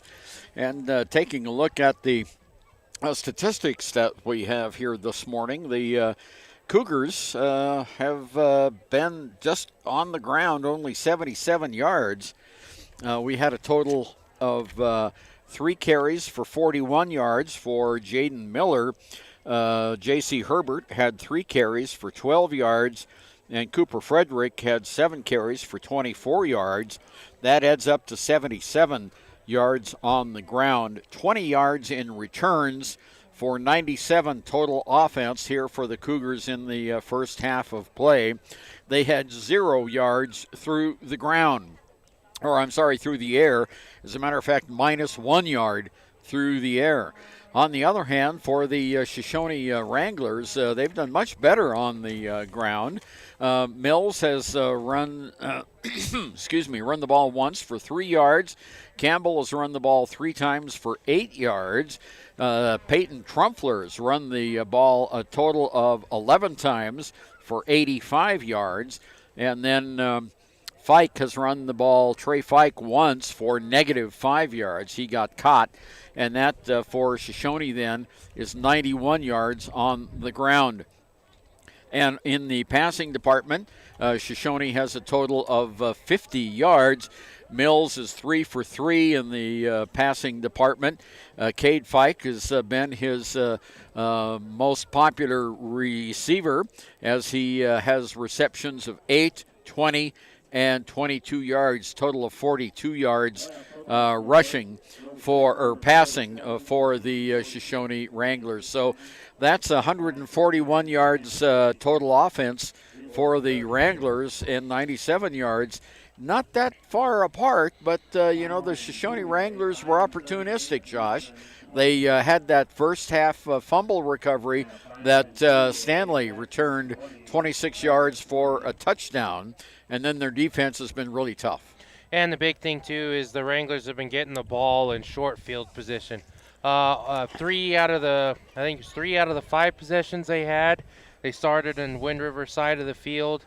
So it's, on paper, the offensive yardage looks pretty close, but the scoreboard reflects that the only reason why it's close is because the Wranglers are getting it in good field position to start their drives. Yeah, the game is not as close as the scoreboard would appear because of that great field position for Shoshone. Now the Wranglers are huddled up with Coach Micah Trujillo, and they're underneath the goalpost on the north side of the field here. And what do the Cougars have to do, Josh, to get back in this game? The biggest thing for them is they need to make the defensive stops. We've seen them shine getting through that offensive front of the Wranglers, getting the backfield and driving them backwards with the good penetration and the good rush lanes, plugging them up. And the biggest thing is, you have a team that's averaging over 300 yards a game on the ground, and they cannot get any traction whatsoever. We mentioned at the beginning in the pregame show that both teams are very stout on the rush defense, both allowing less than 100 yards a game, but definitely offensive and defensive side of the ball, Wranglers have had the Cougars' number so far. And reviewing the scoring here that we have in the first half of play, the Wranglers struck first. The Cougars decided to, they won the toss, and they decided to accept the football, and they were able to move about 20 yards before Jackson Stanley took the ball out of the arms of the quarterback, ran 26 yards. Their point after touchdown attempt failed, the kick, and it was 6-0 with 10:15 to go in the first period of play.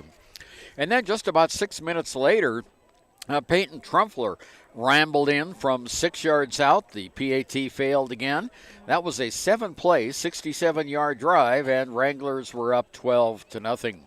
In the second period of play, just after the clock started in that second half, 11:28 mark, Alex Mills rushed it in from 2 yards out, and Fike ran in the 2-point conversion, and that made it 8-point score on that. 7-play, 63-yard drive, and here we are at halftime.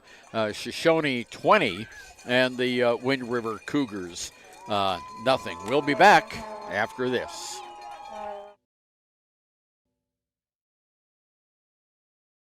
Your car or truck is an investment. When it needs repairs, you need someone you can trust to do the job right. Take it to Gunners Automotive. They repair all makes and models of cars and trucks, from oil changes to brakes, tires, and more. Gunners Automotive, 856-2288.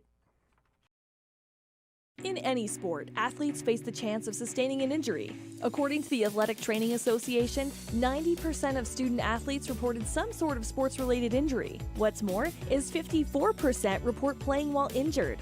For various reasons, sports-related injuries are increasingly leaving our youth at risk of exposure to opioid-based pain medication. Fremont WhenTheGameSlowsDown.com is here to help navigate monitoring medication, social support, and suggestions on what to do when the game slows down. Brought to you by Fremont County Prevention Program. Central Wyoming College now offers Bachelor of Applied Science degrees in Early Childhood Education and Organizational Management and Leadership, with an emphasis in outdoor education, tribal leadership, or business and entrepreneurial leadership. CWC offers 3 ways to learn: online, virtual, and in person. Learn, grow, lead, and advance at Central Wyoming College. CWC is leading the way with expanded programs in the Bachelor of Applied Science degrees. Ever wonder why so many babies are delivered at Hot Springs Health in Thermopolis? Could it be the exceptional prenatal care offered by our providers? Or our convenient family practice clinics located in Thermopolis, Worland, Basin, Shoshoni, and Riverton? Maybe it's our new OB suites with large jetted tub, or maybe it's the place where you know you can find all of this and more. Welcome back to Shoshoni, Wyoming. Josh Henninger, Ernie over here, as at halftime in this Wyoming State Football 1A semifinal matchup between the Shoshoni Wranglers and Wind River Cougars. Shoshoni is ahead 20-0. And looking at some scores from around the state, we have a final score in on the Class 1A 6-man. It was, this must have been quite a game, Josh. Little Snake River defeated Matitsi 47-46. So the Little Snake River back in the title game for the second time in 3 years. They were the champion, if you remember, in 2019. And unfortunately, the DuBois Rams dropped a 20-point decision to the Encampment Tigers, 56-36. And the Tigers, though, are making their first ever trip to the state championship game. And this is the third year since they reinstated football at the game down there in Carbon County. In Class 2A, Lyman defeated Wheatland 38-28. Lovell is at Torrington this afternoon. Star Valley in Class 3 at Cody tonight. And the final score, here's kind of an upset, Josh. Jackson 28 and Douglas 20. So it's going to be an all-West final. And then in Class 4A tonight, Natrona County's at Sheridan, and Cheyenne East is at Rock Springs. And we're getting ready for the kickoff here of the second half. We want to remind you, today's game is brought to you by Tom's Auto here in Shoshone, right on the main drag in Shoshone. If you can drag it in, he'll fix it. The only thing he doesn't fix is if the car is on fire. So bring your car down, and we will see that Tom's Auto gets it, and we'll take good care of it for you. We've got 1 minute to go here before the start of the second half of play. And, Josh, the Cougars are going to be kicking off to the Wranglers. The momentum is all with Shoshone, and here they're going to get the ball to start the second half. The Cougars, to get back in this game, have got to get a stop here in this first series. Yeah, the big thing they need to do first is they need to get a stop on defense and stop this Wrangler offense from going down the field and scoring.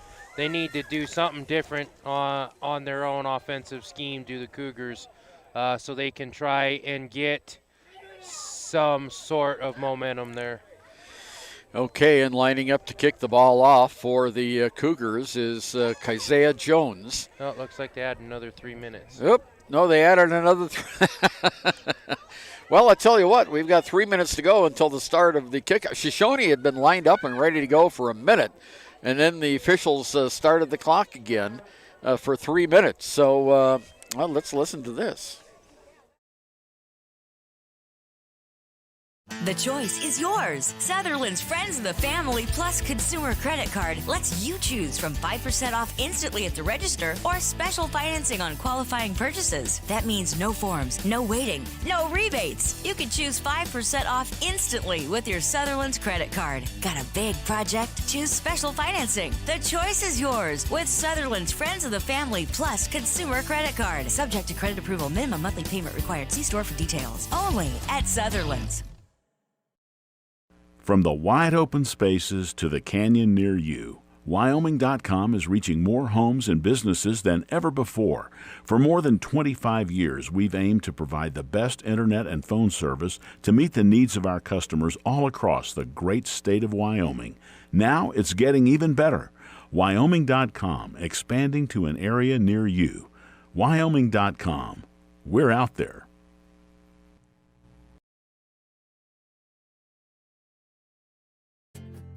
From one corner of the state to the other, over 82% of Wyomingites wear their seatbelts. And to the 18%. Okay, well, reason prevailed here, and they dropped 2 minutes off the scoreboard clock. And Keziah Jones coming up to kick the ball off. Deep is Trey Fike for the Shoshone Wranglers. And let's see the kick, and it's end over ender, and it's going to go out of bounds, and that'll be a penalty against the Cougars. Well, the wind kind of drew that one. We haven't mentioned much about the wind because they don't have a flagpole here. But, boy, we can sure feel it and hear it in our headphones. Yeah, it's definitely coming from the south. And that, unfortunately, that kick by the Cougars was almost executed to perfection. It was able to check up along the sideline, but unfortunately it did scoot out of bounds literally by the nose of the football, as there was nobody there to cover it for the Wranglers. I like the idea. We've seen it with the Tigers, the way they do their positioning on the kicks, and that almost looked like what Wind River is trying to do there too. Unfortunately, it scooted out literally by a nose. Offset eye for Alex Mills. Football in the center of the field at the 35-yard line. Here's the handoff straight up the middle to Peyton Trumpler. He breaks one tackle. He breaks another and gets a first down all the way to the 47-yard line. That took the half of the Wind River defense to bring him down. He made the first man miss, and then there's a group of 4 players that finally brought Trumpler down. He's been doing that the entire game. I can't even imagine how many broken tackles he has so far in this game. So it's at the hash mark on the near side, 47-yard line in Shoshone territory. They came up to the line. Cousineau split out wide to the left side. One man in the backfield, one in the slot.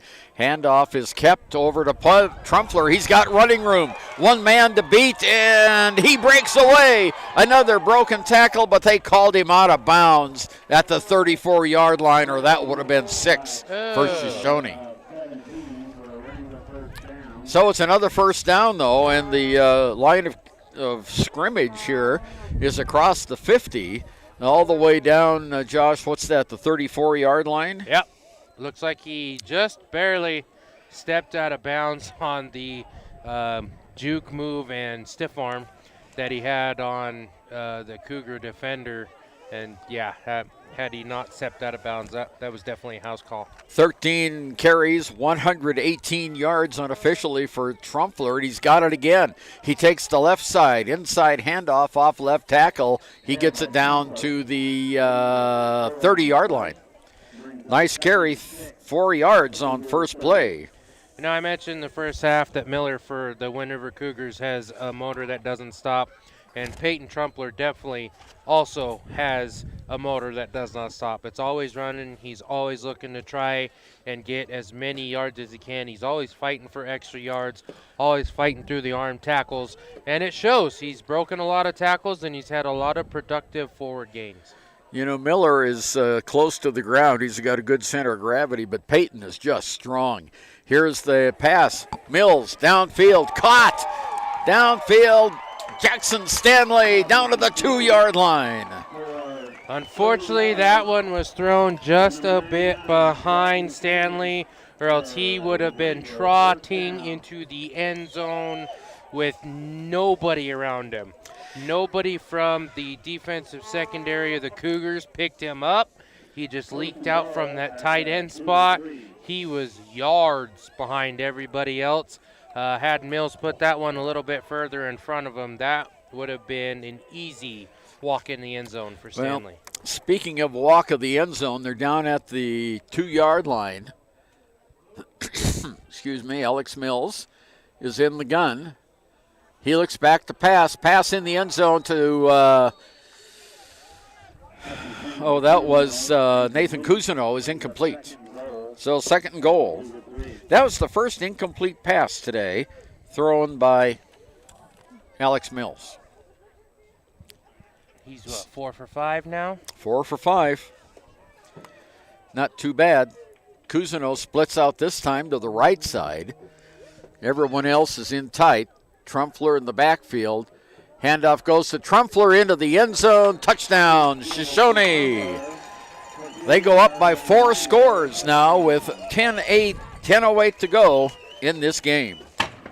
Yeah, Shoshone did a good job. They had a good mix of run and pass on that one. Big run play by Trumpler.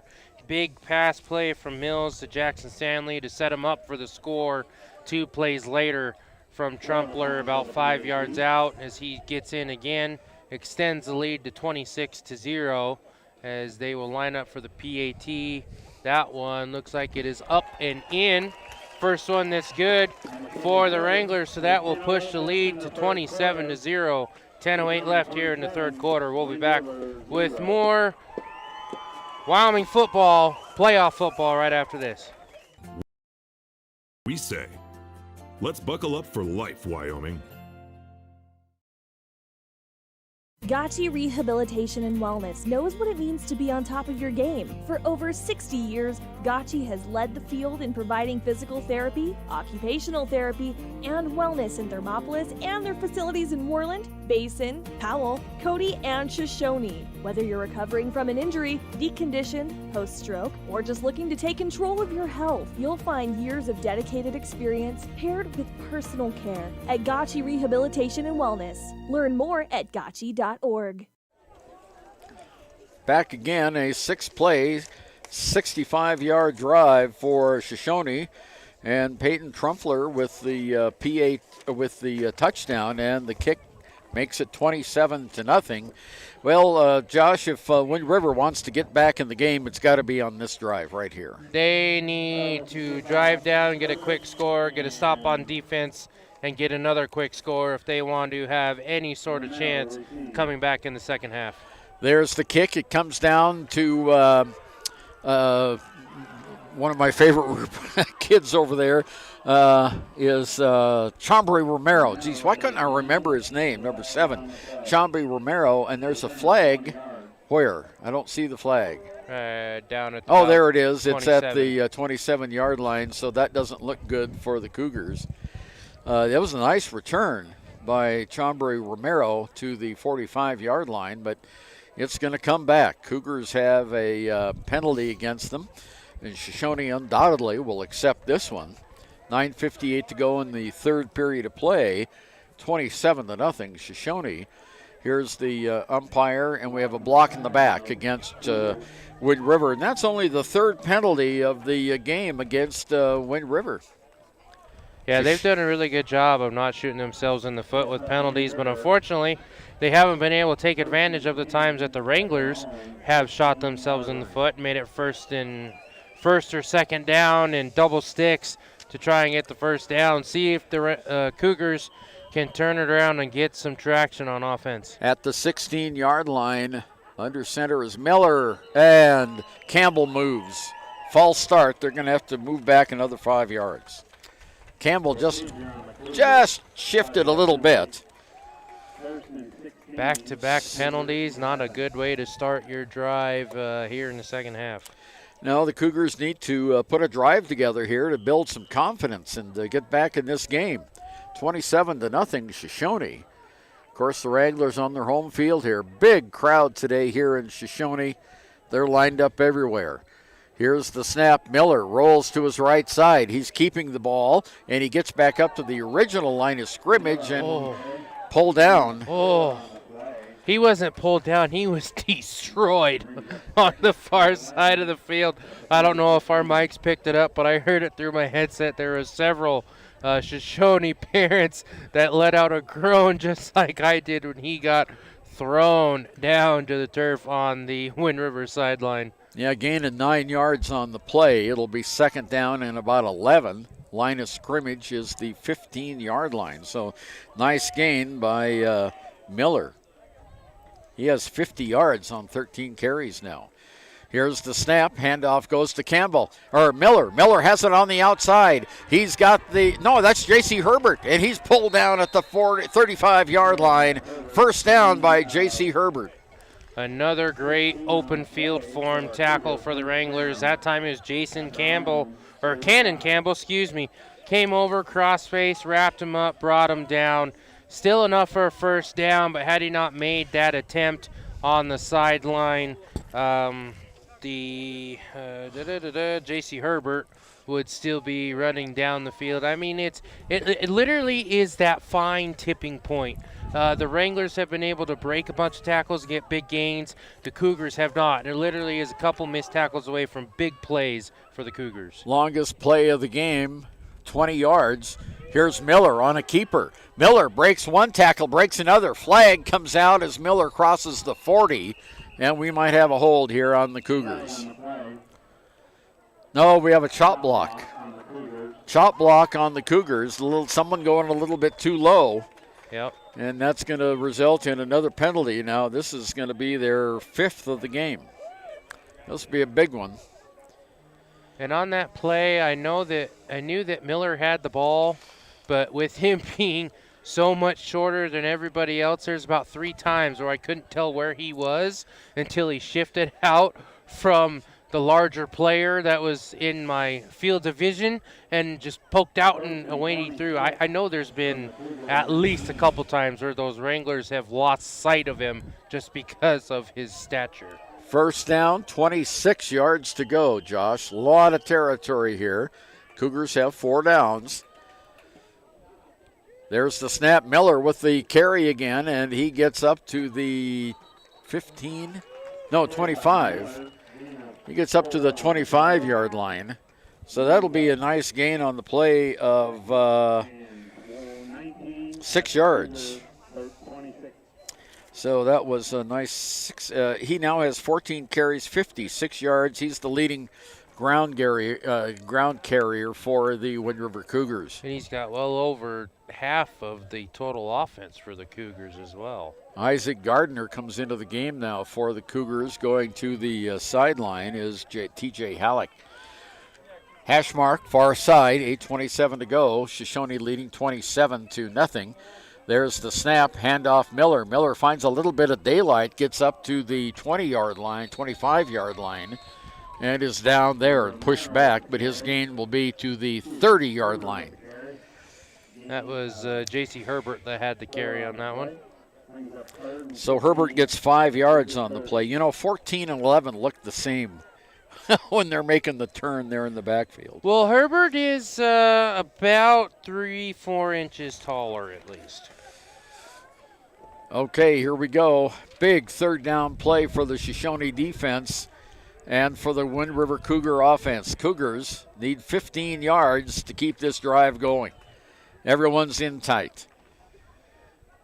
Here's the snap. The handoff goes to J.C. Herbert. Herbert around the side. He's got a little bit of yardage down to the 40-yard line. It'll be short of the first down. But, nice run that time by J.C. Gets to the 40. 10-yard gain by J.C. Herbert. J.C. Herbert just made Peyton Trumpler look like a baby giraffe that was just born, didn't quite learn how to walk yet. He had him all sorts of crossed over, falling over himself, inside, outside, without doing too much, just simple change of direction. Trumpler bit for the fake, fell down, and Herbert was able to turn the corner. Cougars going for it. Miller under center. Handoff to Cooper Campbell. Campbell gets a little bit of running room. He's got a first down across the 50 down to the 44-yard line in Shoshone territory. That was Cooper Frederick for the Cougars. Did I call him Cooper Campbell? I think you did. I think I did. Yeah, you got Cannon Campbell and Cooper Frederick. So I'll give you a pass on that one. My apologies. Frederick picks up the first down to the 39-yard line. So that's, let's see, that's 14 yards on the carry. The snap, handoff goes to J.C. Herbert. Herbert hesitates a minute, breaks one tackle, got a rush all the way down close to the first down at about the 30-yard line. They're going to mark it inside the 30, but he has to get to the 35. He has to get to the 34 for a first down. And a flag, Laundry, and it looks like it's coming back. Yeah, that's going to be a holding call against the Cougars. Saw that one for days, and there's an assistant coach standing here behind us on the roof that clearly saw that one as well. Not sure if you could hear him in the background, but he clearly saw it. We saw it. Refs saw it. There's another opportunity where the Cougars are starting to get some momentum, and just untimely penalties keep forcing them backwards. Back to the 46-yard line in their own territory again. First down, 25 yards to go, and there's a little hidden ball play that J.C. Herbert wasn't able to make much yardage on at all. Yeah, it was just a delayed handoff there on the draw for Herbert. One of those things that you'll see a lot with a loaded backfield where you have the triple option look, and you definitely have that opportunity. But so far for the Cougars, even with that setup and that formation, it's mostly been quarterback keeps or halfback draws and counters. Second down, 17 yards to go. Miller under center, back to pass. And he falls down. Fumble recovered by the Cougars. Well, I don't know if someone got his shoestring that time, Josh, or if he hit a hole in the field. Yeah, it looks like that was a full-blown sack there for the Wranglers. Number 70, Duke Gibble, the senior defensive tackle, was able to get in the backfield. Miller is trying to find somewhere to throw the ball. The ball did come out, but luckily the referee ruled him down by contact before that. Make it third and forever for the Cougars. Loss of 7, double reverse, and nothing doing. Shoshone's defense was right there, and there was another loss of a yard back to the 40-yard line. So a loss of 1. the defender there for the Wranglers. I think Trumpler just made up for his mistake where he got caught getting his ankle broken, put the Cougar defender in a straight-up suplex, bringing him down to the turf. They did a really good job. There's been a couple of times where they've bit on that double reverse, and there has been a couple of cutback lanes. This time they held their water. They did a good job of reading which direction the ball was going. Get another tackle for loss, and it looks like there's a penalty on the field. Too many men on the field. Looks like another penalty against the Cougars. They had 12 men in the huddle, or 10 men in the huddle. Yeah. 9-man game, not 11-man game this week. Want to remind you this game is being brought to you in part by Tom's Auto, downtown Shoshone. We appreciate their support. It's going to be 4th down now on the Tom's Auto scoreboard. And what do the Cougars have to lose? Here, nothing much. Back to punt is Miller. Low snap. Nice kick. Oh, and that's going to take a big Cougar bounce all the way down inside the 15-yard line. And that's where it's going to be downed right there. So it'll be 1st and 10 Shoshone, 4:52 to go. They lead 27-0, and they're getting ready to punch a ticket to Laramie. Is your resolution this year to be healthier? You may have made a commitment to improve your physical health, but don't forget about your financial health. Atlantic City Federal Credit Union is listed as one of the healthiest credit unions in the U.S., and we are the healthiest credit union in Wyoming, according to depositaccounts.com. Don't risk having your accounts anywhere else. Become a member today and accomplish your first resolution by becoming healthier. Financially speaking, that is. Federally insured by NCUA. Open your eyes to a credit union. Atlantic City Federal Credit Union. There's the handoff, goes on the near side. Carrying the football is Cannon Campbell. Campbell up across the 15 to maybe the 16. We're going to give him a yard on that play. They put it right down on the 15-yard line. So Campbell gets 1 yard on that play. And it'll be 2nd down, 9 yards to go. And Campbell has, sorry, Josh, go ahead. And again, you'll see for the Wranglers with the big score. They're up by 4 scores. Coming in with 4 minutes left in the third quarter. It's going to be possession football. Smart plays, run plays, quick screens. Just keep possession of the football and keep driving down the field. Yeah, they're going to run the clock out. Full house look in the backfield. Trumpler gets the call and the carry up to the 20. Trumpler's definitely been the workhorse there for the Wranglers, as he has eclipsed. He's over 150 yards now, correct? Well, I have him for 128. Okay. Well, and that's close. Unofficial. He's getting close to 150 yards. Yeah. We'll call it that then. But then also for the Wranglers, they have been using that passing attack tactfully, and Alex Mills has been executing it perfectly. Offset eye in the gun is Fike. 3.5 minutes to go, third period. Big lead for Shoshone. There's the handoff to Trumpler, and he gets close to the line to gain, and let's see if they're going to give him the first down. Yep, they do, at the 35-yard line. So that will be a gain up to the 35, and another nice gain for Trumpler, another 5 yards there. 133 and now unofficially. Leading ground gainer in the contest for the Wind River Cougars. Their leading ground gainer is Jaden Miller with 49 yards.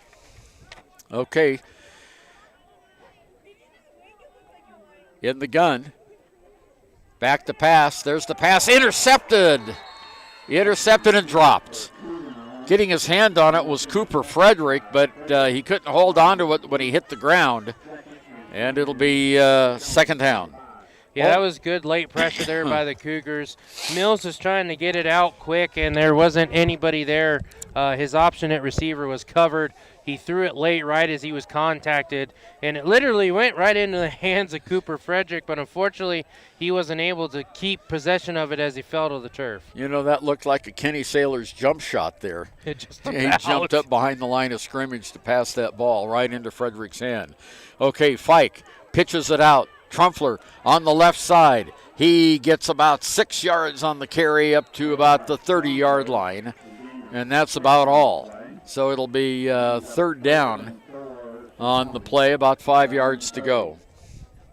Yeah, we saw a little bit of an issue there with the turnover with that late pitch by Alex Mills, rather, to his running back. That time he was decisive. He made the pitch out early to where his running back still had a chance to pick a lane. Good gain, as it'll be 3rd and about 4 for the Wranglers. 2:16 to go in the third period. They lead 27-0. Here's the handoff, goes to Trumpler, and Trumpler is up for a first down across the 35 to the 36. 6-yard gain. Just another good gain on the halfback draw. Mills to Trumpler, they're working well together, picking and choosing where they want to go, doing the good lanes. It looks like Trumpler's a little gimpy there going back to the huddle, favoring that right foot a little bit. May have got it twisted as he went down to the turf. But he'll stay in the game, probably just try and walk it off.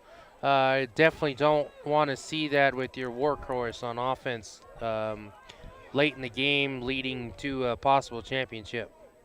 There's the pitch back to Trumpler. Trumpler on the near side has one man to beat, and Miller almost had him. He got away from Miller, but he didn't get away that time from Frederick and Miller. The combination, they brought him down. And there's another piece of laundry on the field.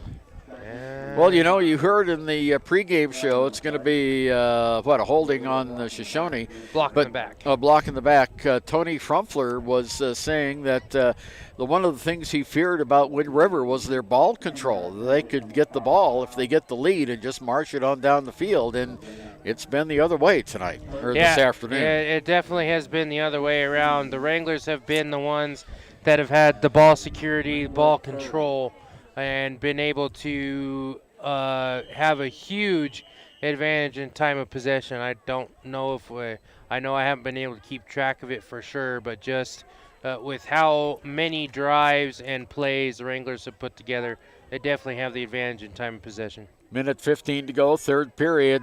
Mills fakes the handoff, and he's hit as he throws. Intercepted by Cooper Frederick. And the Cougars have got the ball back. Cooper Frederick with the interception. He dropped the first one. He didn't drop this one. Yeah, if at first you don't succeed, try again, and that time that's exactly what he did. Again, Mills' primary option wasn't there. Over the first half of the game, his primary option has been open. He has not done a good job of going through his reads, going from his first option to his second option. Released it late. He was hit on the throw again. Cooper Frederick was able to pick that one off cleanly. 1st and 10 for the Cougars. Miller straight ahead for the Cougars. Boy, he gets a good rush all the way down to about the 22. That looked more like a rugby scrum than a straight-up quarterback keeper. It was a run from the get-go. Miller kept it, went behind his offensive lineman. The running backs behind him came up behind him, and they just literally pushed the pile 5 yards. 38 seconds to go, the third period. Cougars looking for their first score. They've got the ball at the Shoshoni 22. There's the handoff to Frederick. Frederick on the right-hand side tries to make the turn. He does, about a 5-yard gain down inside the 20-yard line to the 19. Cooper Frederick taking the outside zone carry to the far side. He had his big man, Caden Jones, in front of him for the lead block that pulled outside from his fullback position. He was able to block the one person, not the second one. Still a good gain, be another first down for the Cougars. This is at the 15 now, not the 19. Here's the carry by J.C. Herbert at the sound of the gun, and he gets it inside the 15 down to the 14-yard line, and that's where the period ends. And Shoshoni in the driver's seat here. The winner of this game goes on to the championship in Laramie next week. They lead the Cougars 27-0. High Plains Power is a Touchstone Energy Cooperative. What does that mean for you as a Rural Electric Association member? It all comes down to 7 principles: open membership, one voice, one vote, member benefits, independence, education, cooperation, and community. To understand how it all works, we're headed back in time. In 1879, electricity was in major cities, but rural areas were out of luck. In 1935, President FDR made it possible for companies to build power lines to unserved areas. By the time we hit 1941, some 400 electric co-ops had been organized to serve rural America, just like High Plains Power. For more information, visit highplainspower.org. Back again at Wrangler Field in Shoshone. 12 minutes to go in this one, and Shoshone's got a big lead, 27-0 over the Wind River Cougars. I tell you, Josh, the Cougars arrived in fine fashion. They had a sheriff's department escort. They had a convoy behind them honking horns. They've just got an awful lot of fans here today in Shoshone, but the Shoshone defense has just been too much. Yeah, unfortunately, the Cougars came out kind of flat. The Wranglers have been able to dominate them defensively throughout the entire game. And the times that they were starting to get traction and get a drive going, they're shooting themselves in the foot with big penalties, and they weren't able to continue those drives after that. Miller under center, fakes the pitch and is knocked down. I think the center stepped on his foot. Yeah, looks like there's a little bit of an issue as Miller is trying to come out on the handoff, turned, and looked like the feet definitely got mixed up together there. So it'll be another tackle for loss for the Wranglers. Loss of 3 yards, make it 3rd and 13. Miller now 17 carries, unofficially 45 yards. Hash mark, far side, 11.5 minutes to go in the game. Back to pass. Oh, he hands it off on the near side. Is that J.C. Herbert? Couldn't tell. They were all bunched up together. No, that was Cooper Frederick. Frederick carries and gain of a yard. Gain of a yard, yeah. Not much there. Frederick now in the game has 10 carries for 46 yards. And unfortunately for the Cougars, that's one of those things is when you are a one-dimensional offense, that one dimension doesn't work. When you get down 3-4 scores, it's hard for you to come back. Okay, here we go. There's the pitch. J.C. Herbert, there's a pass. Oh, he's knocked down on the play. Apparently he fell down, no flags.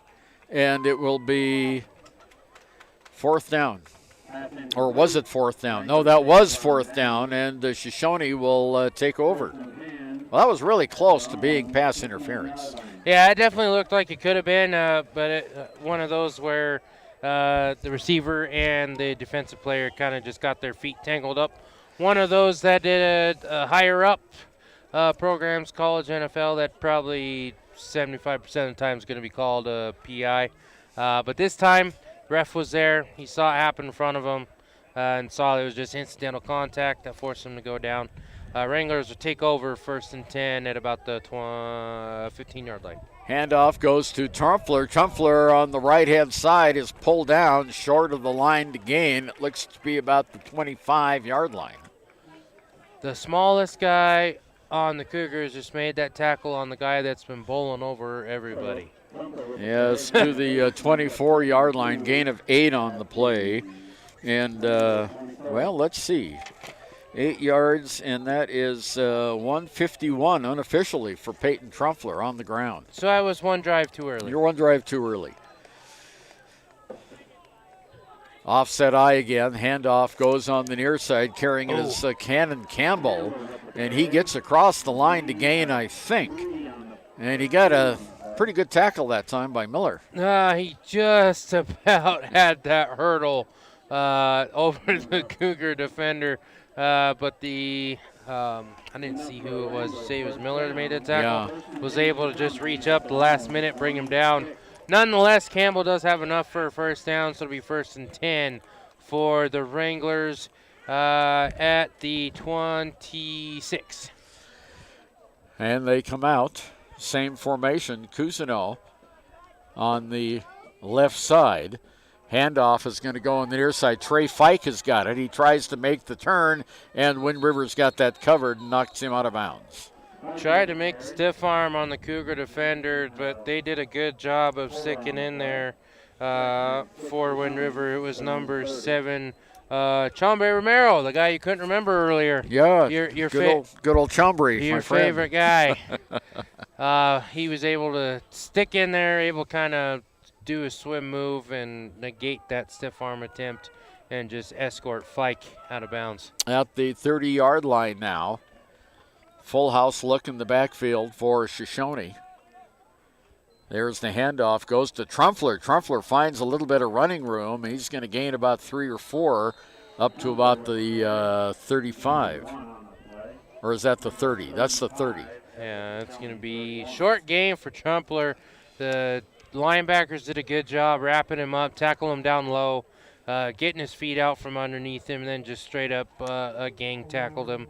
Doing a good job of surrounding the ball. Unfortunately, it's too little too late for the Cougars as we're starting to get down to 8.5 minutes left here in this game, down by 4 scores.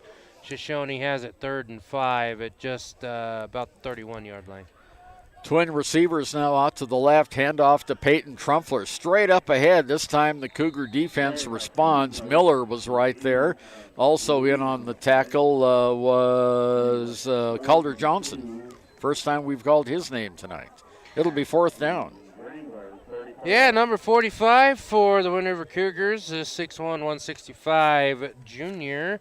I mean, you look at this roster for both teams. You've got a lot of kids that will more than likely be coming back. I mean, the Cougars have mostly junior starters. Looks like they only got 2 seniors listed as starters. And Wind River jumps offside that time. It was Tucker Jensen. That'll be 5 yards. That'll give Shoshone a first down. First down on the, I don't know if that was a hard count or not, but Jensen jumped, so it's a first down to the 40-yard line. Definitely looked like it. Yeah, sure Based did. on the reaction of the Wranglers, looks like whatever their game plan was executed to perfection, forcing the offsides call. Gives them a free 5 yards, free first down, as there is 7:45 left in this game. Biggest turnout for a game in Shoshone this year. Trumfler ahead for 5 yards on the handoff. I'd almost be willing to bet there may be more fans here for this game than there was for the Lander Star Valley contest last week. Well, you know what? We've got the cars lined up all the way on the road coming in and Jaden Miller is down a little bit for the Cougars. I think that's number 4. Is that J.C. Herbert? I think it's Herbert that's down for the Cougars. I can't tell the difference between 4. Yeah, there's Jaden over there. So that's Herbert. Yeah, the way his uniforms wrinkled and the thin numbers, the 4 and the 11 do look pretty similar. Almost alike. I was saying here that Josh, over on the far side, the parking lot at Shoshone High School is full. The road leading up to the Shoshone parking lot is full of vehicles. The road all the way down toward town, there's about 5 or 6 cars there, and the entire east side of the stadium here lined with cars next to the fence, and on the far side. Big crowd here today. Happy crowd for Shoshone, not so much for Wind River. Cougars, though, are a young team. Definitely. This is great experience. This is the furthest they've gone in the playoffs in quite some time. So they're now at their own 44-yard line. First down, 10 yards to go. Here come the Wranglers. 7 minutes, 15 seconds to go. Full house look in the backfield. There's the handoff. No, fake. Fike to pass. Downfield. Caught by Cousineau. First down. Out of bounds at the 37-yard line. Another one of those pass attempts where it's going to be a play-action pass when you are a mostly run offensive team. The play-action pass is going to come out huge for you as Alex Mills able to see his big receiver, Nathan Cousineau, out on the flat on the near side, puts the ball up where it's only going to be Cousineau that had the opportunity to catch it. First down for the Wranglers. Nathan splits out now wide to the right side. Handoff to Peyton Trumfler. He's got some running room. He breaks one tackle, breaks another, close to the yard to gain, down at the 26-yard line. I didn't see who that was that tried to make the first tackle against Trempler, but he took a bit coming up, as that was a straight up highway crash collision. 9-yard gain, sorry. And that will be enough to give the Wranglers a first down, as even though this game is well out of hand, you can definitely tell that the I can't really say cross-county rivalry, but the county rivalry is starting to pick up a little bit, seeing some big sticks on both sides of the ball. Again, there's the handoff, goes straight up the middle, carrying the ball for Shoshoni, Cannon Campbell, and he'll get close to another first down. He's across the 20-yard line down to about the 18. So they're going to give him 9 yards on the carry down to the 18-yard line. Campbell for the game, 6 carries, and he has now 22 yards. Fike gets some encouragement from the coaching staff for Shoshoni as we're nearing the 6-minute mark. Mills. I'm sorry, Mills, yeah, Alex Mills. Who did I say, Murphy? Fike. Fike, oh, okay, yeah. Fike is 5, Mills is 8. Yeah. How about that? They're both in the backfield. There you go. Here we are. Handoff. Goes straight up the middle. Campbell's got the first down.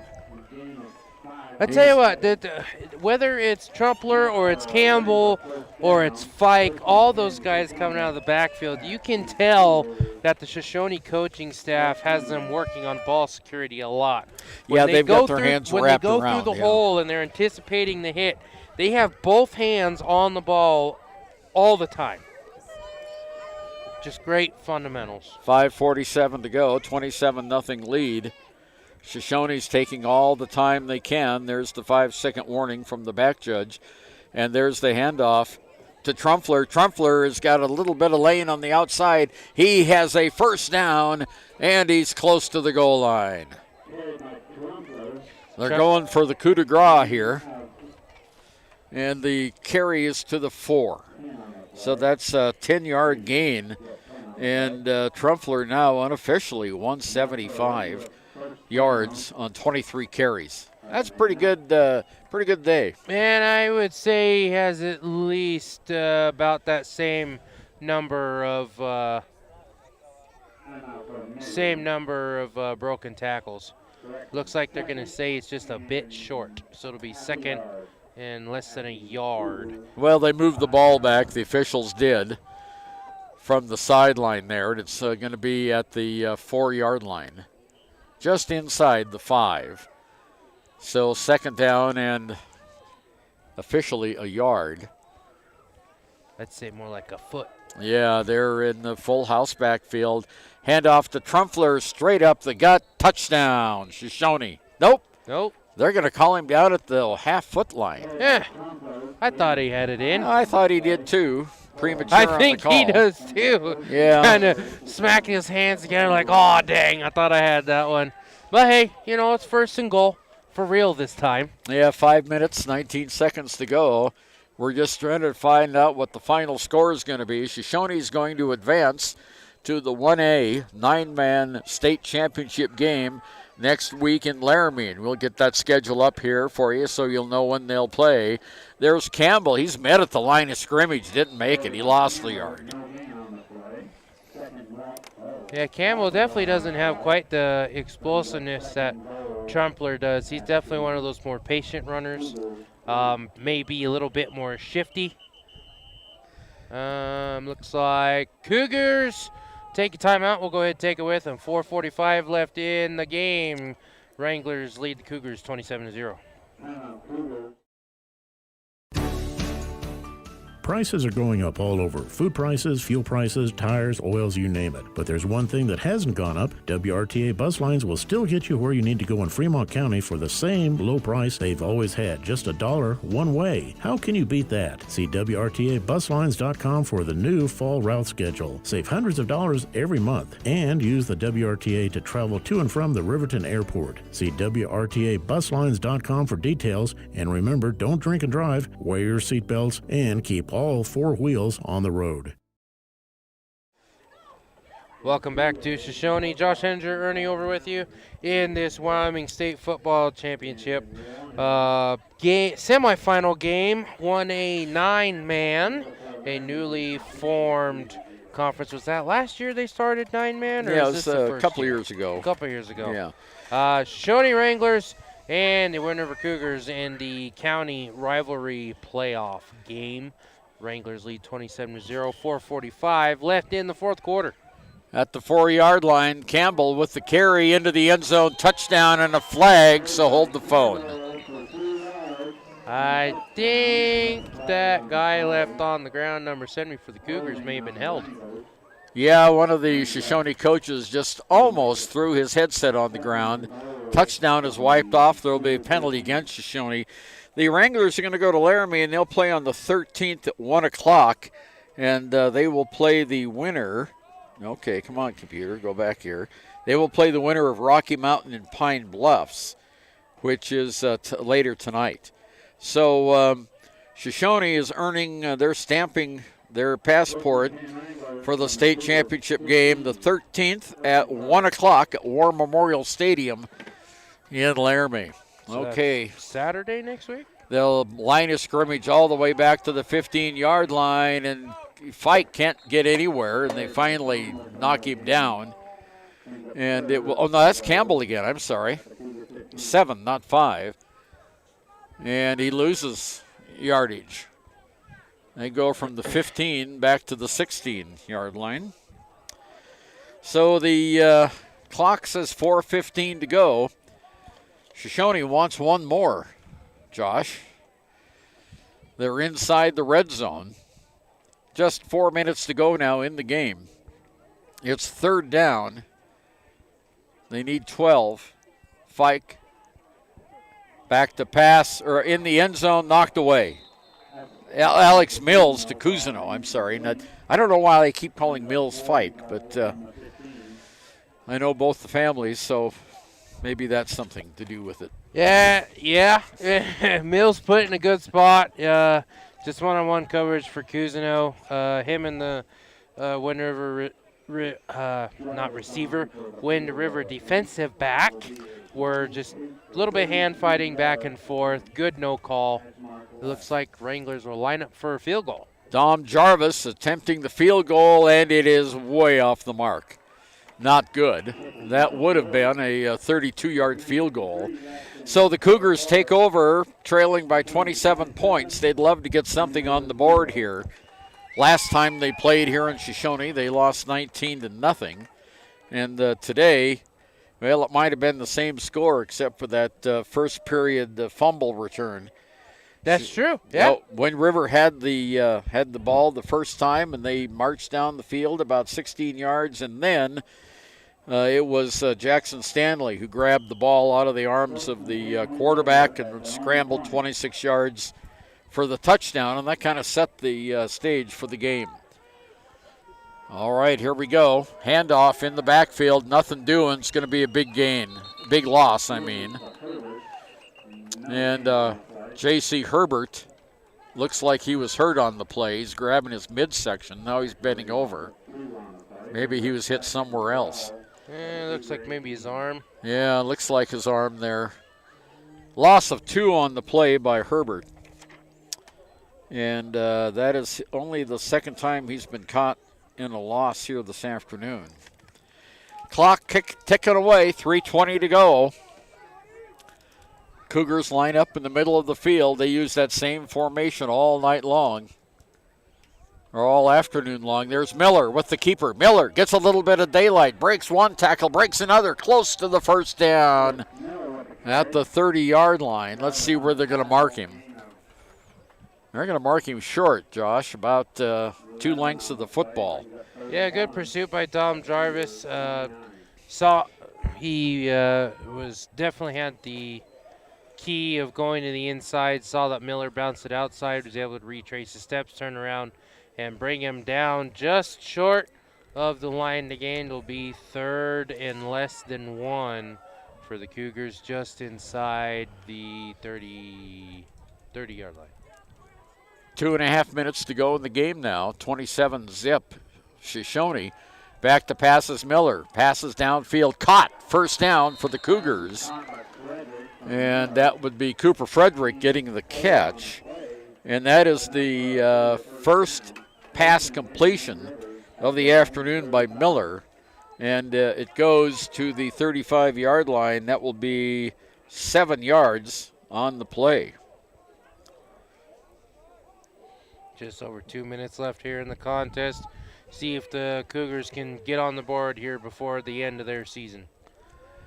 Okay, there's a sack. Ooh. Nothing doing. All the way back at the 25-yard line. Man. And Cannon Campbell helping Jaden Miller back up he got on his there, feet. He got there exactly the same time that Miller got the ball. I don't know how, when you have 3 offensive linemen and 3 defensive linemen, that he was able to get through untouched. But that is exactly what he did. That's going to cause the Cougars to call a timeout. We'll go ahead and take it with 1:42 left in the fourth quarter. Financial investments are very important, but so are the investments of time, patience, and encouragement our young athletes receive from their coaches, teachers, and mentors. John Shade, your Lander Edward Jones financial advisor, understands this. That's why John Shade is a proud sponsor of Lander Tigers football on KFCW. For all of your investment needs, call John Shade at 335-7722 or visit edwardjones.com. Edward Jones, member SIPC. Hi, this is Terry Banker. I'm minister at New Hope Christian Church in Lander, Wyoming. We want... Okay, back again, 1:42 out of the Wind River timeout. We have a lot of new players out there on the field for Wind River. Coach Micah Trujillo putting in some of the second team to get a little bit of experience in this game. And there is Cooper Frederick going ahead for a few yards before he's pulled down. Clock moving, 90 seconds to go. Yeah, and it looks like the Coach Trujillo is trying to get all his kids in to play. There may be a couple of the seniors that aren't starters on this team that you're going to put in there just kind of as their last hurrah, because this will be the end of their season. As much of a big turnaround as it has been for the Cougars, making it to the semifinals is absolutely nothing to be sorry about, but you also want to try and have a better showing in the playoffs as well. 5 seniors on this Wind River team. There's Miller caught behind the line. He's going to be sacked again. Under a minute to go now, and that Shoshoni defense still flexing their muscle. Dom Jarvis and Tucker Maddock getting in the backfield, bringing Miller down as this contest is just under a minute left. And the Wranglers are just about to wrap this one up and punch their ticket to the 1A 9-man state championship down at War Memorial Field in Laramie. Yeah, we're down Stadium, sorry. Yeah, War Memorial Stadium. 22 seconds to go here. Cougars come out. Shoshoni in defense. Twin receivers off to the right side, one receiver off to the left. Back to passes Miller. He launches a Hail Mary that gets caught in the wind, and it's knocked down with timeout, with time gone in the game. And Shoshoni wins the game, and they're going to go to the state championship game in Laramie next week against the winner of Rocky Mountain and Pine Bluffs, and that will be at 1 o'clock at War Memorial Stadium on the 13th. And what a joyous celebration the Shoshoni Wranglers have downfield, or down, I almost said down court, Josh. No, you did good. You said downfield. I mean, it's one of those that, it's always a good tradition in any sport, especially in the playoffs. You have the shaking of hands by either team, and obviously the Shoshoni Wranglers are hugging each other. They're excited. And on the other side of the field, from one side you have a triumph, and on the other side you have defeat. Not a lot of emotion seen from the Cougars, and quite honestly, there wasn't a whole lot of emotion shown from this team the entire game. They couldn't get any sort of traction, couldn't get anything done on either side of the ball. They did force a couple turnovers. But, like you said, it's a young team. You've got 6 seniors graduating. Only 2 of them were starters. You're going to have 7 people returning as starters for this Wind River Cougar team, and it's, one of those that only way you can go is up.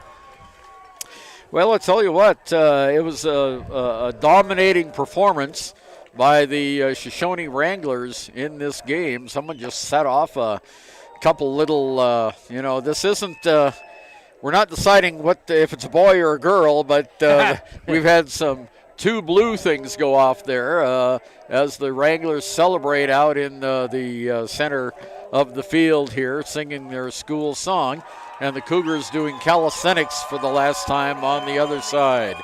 Well, Shoshone is off to the state championship game. As I said earlier, they'll play the winner of Rocky Mountain and Pine Bluffs, which is tonight, and down in Pine Bluffs. And that game is at 1 o'clock on the 13th. And we believe that's Saturday, isn't it? Is that right? You have a calendar pulled up? Saturday.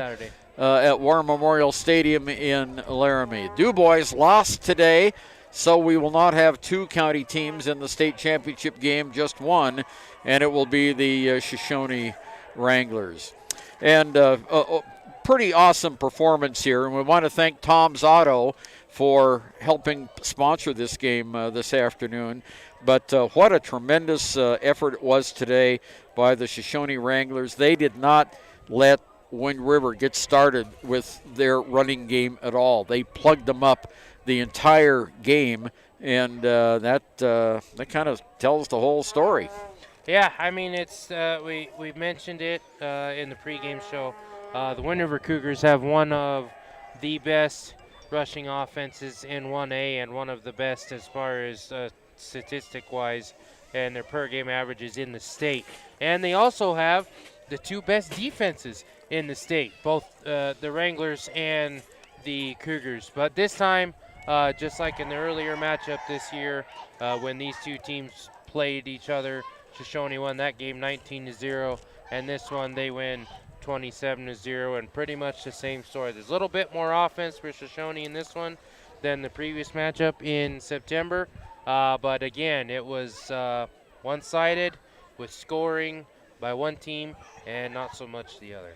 Well, taking a look at our team stats here as we go into the Click It or Ticket post-game show from YDOT. Click it, every ride, every time.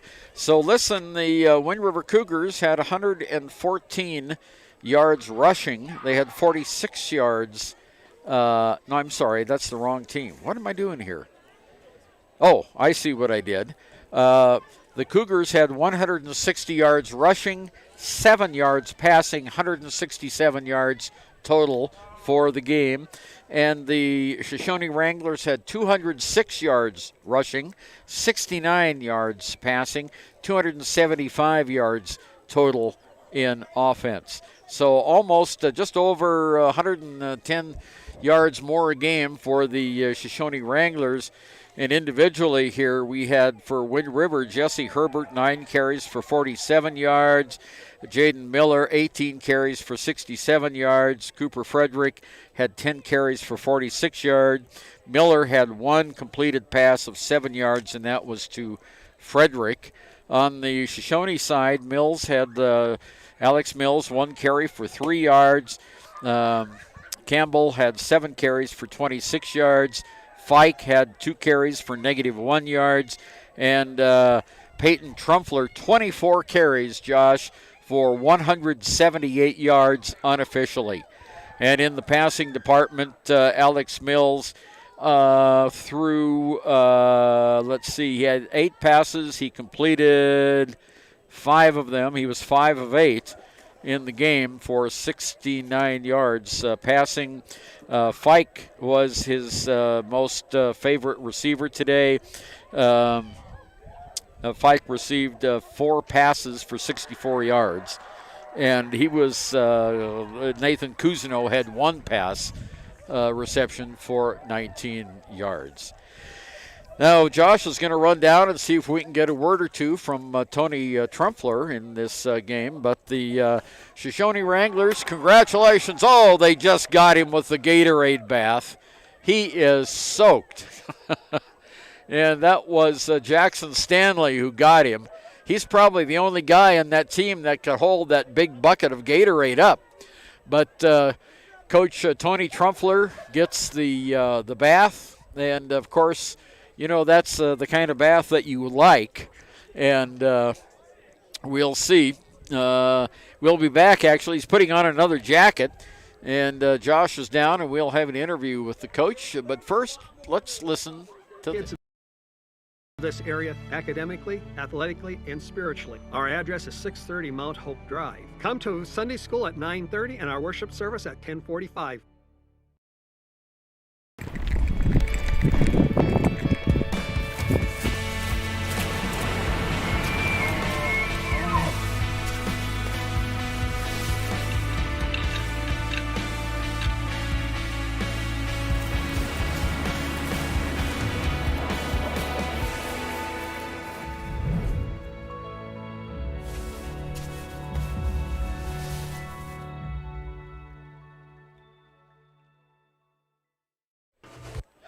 Okay, Ernie over here with Coach Tony Trumpler, and Coach, you had to go get a sweatshirt there. You got the Gatorade bath.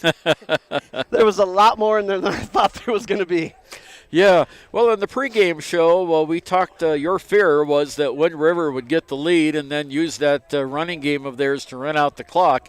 But you turned the tables on them. You got the lead and used your running game, and Cougars were kept out of the end zone. Yeah, we knew if they scored first that they could slow the tempo down. My defense, I can't say enough about my defense. The things that they do and the way that they fly around.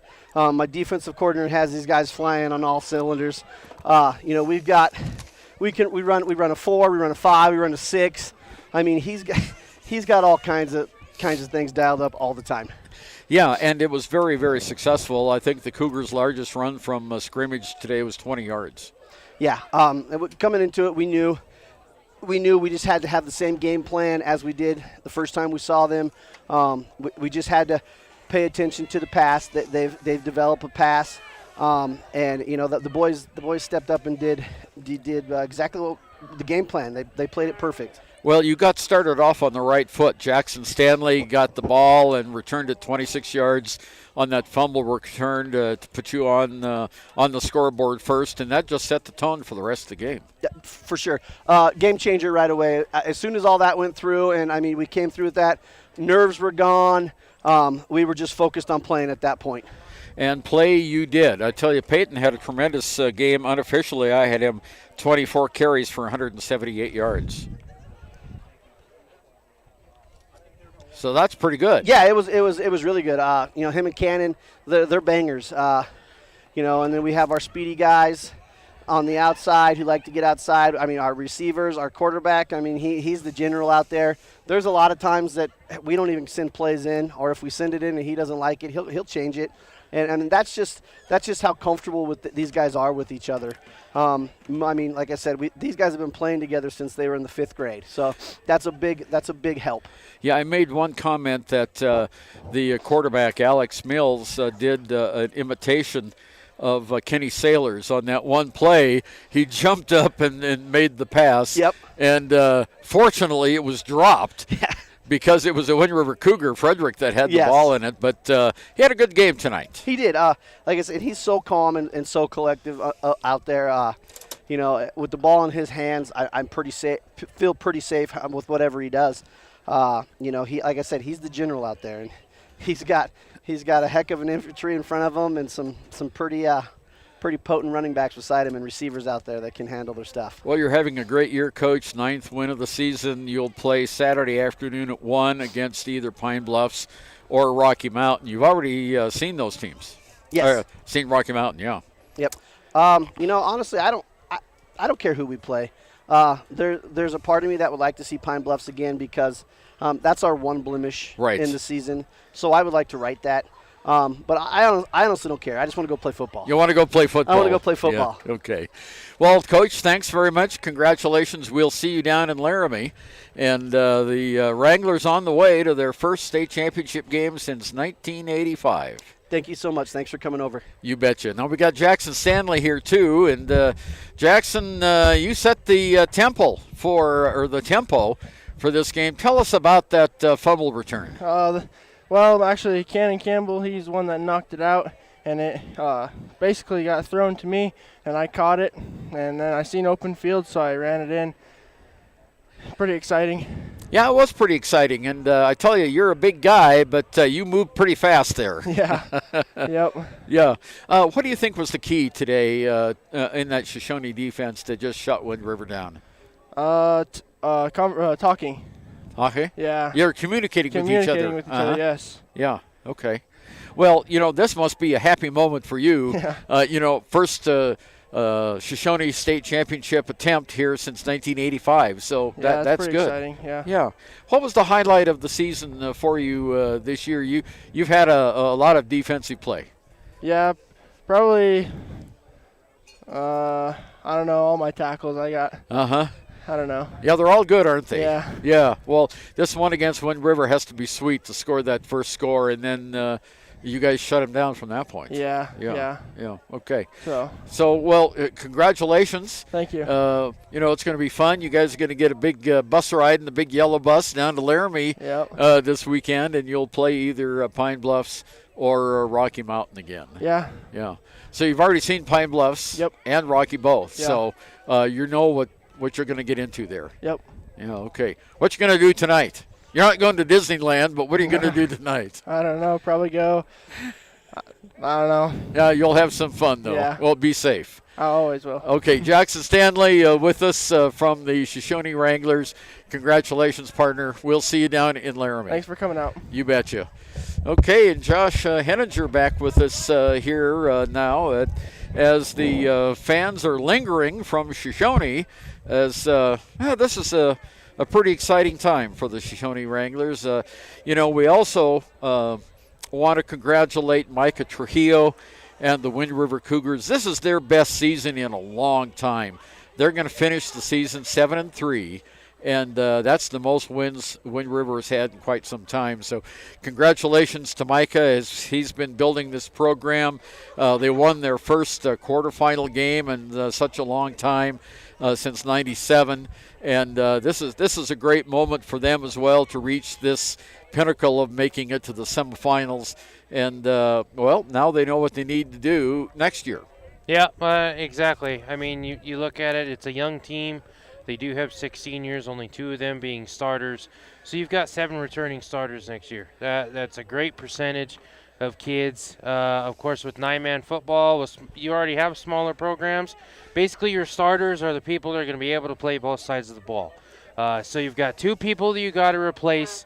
There's a lot of people that are juniors for the Cougars that were making plays, called their names out. That could easily fill those 2 starting spots from 2 seniors that are graduating. And for Shoshoni, like you said, first time in state championships since '85. It's also a team that the past 5 years or so has definitely had an uptick in success, and not only being one of the better teams in the county, but also one of the better teams in the state. They lost, wasn't it last year? They lost in the semifinals or something like that. Yep. And this year, I mean, it's one of those games that on paper they're evenly matched, with it being a county rivalry. Only second time the 2 schools have met in the playoffs. One of those that, when it comes to rivalry games and cross-county rivalries, one of those where you say just throw the papers out, don't look at any of the stats. And that's basically the mentality that Shoshoni had coming in. They already beat them 19-0 in September, and they had almost a repeat performance tonight, beating them 27-0 and punching their ticket to the championship game in Laramie next week. Well, we are listening to the Click It or Ticket post-game show here on KTAK 93.9. Thank you for joining us today. And we're going to be back with you in Laramie next Saturday. And let's see if we can get Alex. Alex, can you come up? Yeah. We're going to get Alex Mills here to talk to us on the radio. And, Josh, why don't you do the honors this time and interview Alex as he comes up. And here he comes. Okay. And Alex Mills is going to join us. Congratulations, Alex. A great victory. Okay, we'll put this on you here. All right, Alex, great game. I know that Wind River is definitely a tough matchup, one of the better running attacks in the state, in 1A for sure, but odds are probably in the state as well. What was your mentality as far as setting up those play-action passes? I mean, you had one where it was a little bit underthrown, but still complete. Yeah.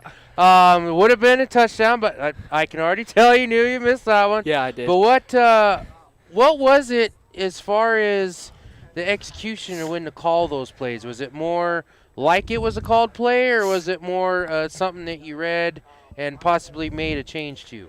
Yeah, we've been working all week on our running backs selling those fakes, and, man, they made it tough on them because they were running the ball so hard, getting so many gains over and over and over, giving us the opportunity to run those play action, and where our big guys can step out and catch one real quick for us and get us a big gain.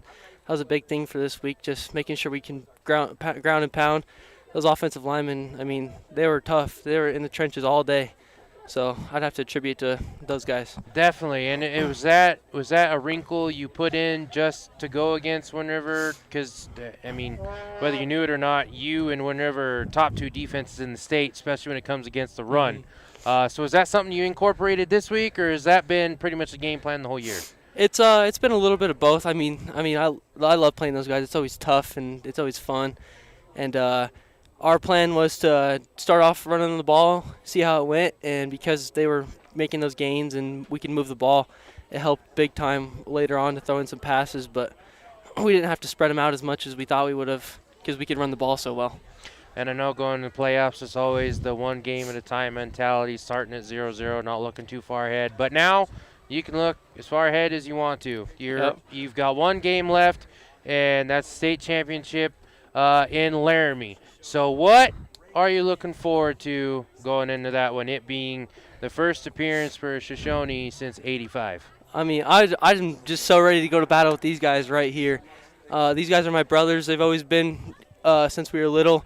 And playing on that field with all my brothers and family pretty much is just, I mean, it's the best feeling ever. Getting to hug my dad after a game like that, just super emotional. Yeah. And just that mentality of, I mean, all these guys go to war. We get to go to war with each other every week. That's a whole nother part of it that I almost completely spaced that you mentioned it. You are the coaches coming in with that and having the coach on there as well, hugging your dad, and then with you said your brother Peyton Trempler up here, who had just one amazing game. Oh, yeah. But, yeah, I mean, just going in next week, you got over a week to prepare for it. Thank you so much, guys. You bet. Peyton, let's get you on the headset here. Thank you. All right, Junior Peyton Trempler. I'll give you the good news, buddy. You are our Mama's Kitchen player of the game. Our unofficial stats have it 24 carries, just over 170 yards. Did you have 2 or 3 touchdowns? Just 2. Just 2. Okay. Just 2. Modesty over here. But I tell you what, man, you had over 20 carries. I'm pretty sure you had just as many broken tackles as well. I mean, it didn't matter whether it was Miller, who's 5'5", or their big defensive guy who's like 6'4". I mean, every single time you carried the ball, it seems like you're knocking 2-3 guys on the ground. Yeah. Every time I carry the ball, I want to be as confident as I can. If somebody hits me, I want them to feel that they just hit me. Just being confident and running with that mentality that if they hit you, you want to make them know that they just hit me. And I've seen you with that mentality as a linebacker as well. I think I counted 2 or 3 suplex tackles and just straight knocking guys down. How is it having that, that high motor and always bashing people? Do you feel like it has been a little bit hard carrying that momentum now into the playoffs, playing on both sides of the ball? Not tiring yourself out too much? It's hard for sure. It's always nice because we have so many weapons. We got cannon. There's so much that we can do. So if one of us need a break, we can go right to the other person. Our team is so balanced, and it's just if one of us gets tired, there's always that other option. Yeah, and then having that at least 2 and 3 running back set in the backfield too. Mhm. I mean, that definitely helps. Gives you more options to pass the ball.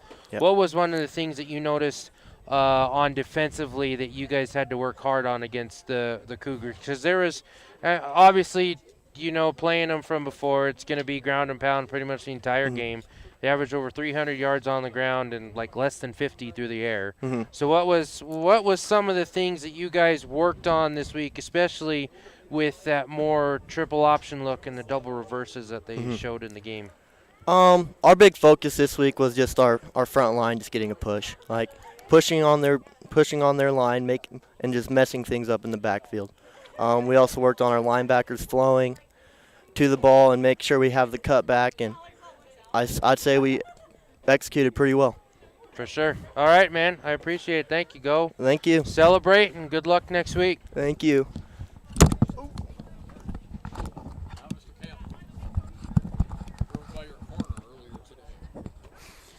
All right. Cannon Campbell. You also had a good game, sir. There was a few good carries, knocking some people over, good sticks on defense. Again, just what do you think? What was your big keys? How did you provide to the success of your teammates this week, getting the win and punching your ticket to Laramie? This week, we worked on just execution. Running the balls, playing smash mouth football, getting good protection on our quarterback, just executing to perfection. That was our key all week, and we came out pretty square on that. For sure.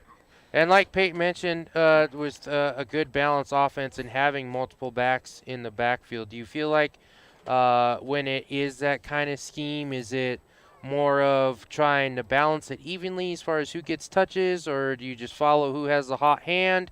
How does that work with you guys? We're very, very selfless on our team. If I'm not getting the ball, I'm flying through the line, finding the first ugly face to whack just to block for Peyton. Or if Peyton's blocking for me or Trey's blocking for me, they're looking to find the first ugly face. We don't care about stats, yards, who has the touchdown. We just care if we win. Everybody does their own job to win. Well, I can definitely tell that you guys have had an amazing job with your coach, coaching up fundamentals. I saw a lot of good open field tackles. Saw a couple that you made where all it takes is just one missed tackle, one misstep, and it's going to be a house call for the Cougars. But, I mean, what a repeat performance. You shut out the Cougars back in September when you played them in Week 4, and now in the semifinal you shut them out to punch your ticket to state championship. Do you guys see that as like a rivalry with them being just down the road, or was there a little bit more of an amped up intensity knowing it was a local team you're going against this week? Yeah, it's always when they're only 40 miles down the road, Fremont County. It's always a big rivalry between us, and we were just so amped up to play that team, just because they are our rival. We consider them our only rival. So I think, looking at this, yeah, you're junior. So punching your ticket, you get a state championship opportunity. Obviously, you're coming back next year. So no matter what happens next week, do you feel like you and your team have met the expectation you guys set for at the beginning of the year? Yes, sir. Yes, sir. And how do you come up with a repeat performance next year? Just keep the balance, keep the love as a family, and play smash mouth football. That's about it. All right, man. I love your attitude. Congrats again. Good luck next week. Go celebrate with your team. Have a good one. Thank you, sir. All right. Okay, Josh, good interviews there with members of the Shoshoni Wranglers team. They're headed for the state championship in Laramie next Saturday afternoon, and that will be at 1 o'clock, and they will go against either Pine Bluffs or Rocky Mountain. And as you heard Coach Tony Trumpler say, it doesn't matter which team it is. No. Although he'd kind of like to have another shot at Pine Bluff. you heard that in that interview. Yeah, definitely.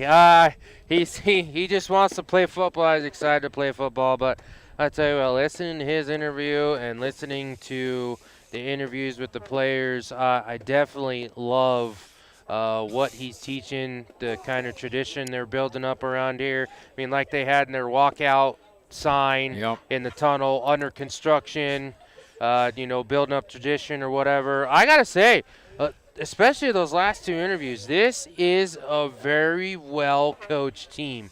And I do believe that this could be a long run of great success for the Shoshoni Wranglers. Well, the teams come and they go, and some are good and some are not. It's going to be up, it's going to be down. We heard that from the Star Valley coach in our interview with him, and they've been blessed with a lot of good teams. But Shoshoni, as you said, they're under construction, and you know what? They know how to win.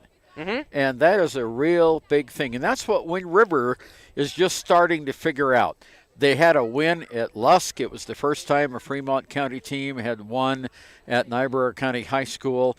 And that taste of victory for them was really, really good. Now they need to take the next step. And when they get back into the championship finals again, remember what it was like to win against Lusk and keep that, and they'll get better. Got that taste in their mouth. They know the absolute triumph of victory, but they also know the agony of defeat. And that's, two of the biggest driving factors that you can have in a program that definitely hasn't had the best of luck. I mean, you hear it all the time. Are you winning because you're happy, or are you happy because you're winning? Because you're winning, yeah. And it definitely is one of those where Shoshoni's probably one of those that are more winning because they're happy, and Wind River's more of the opposite, where they're getting that taste in their mouth.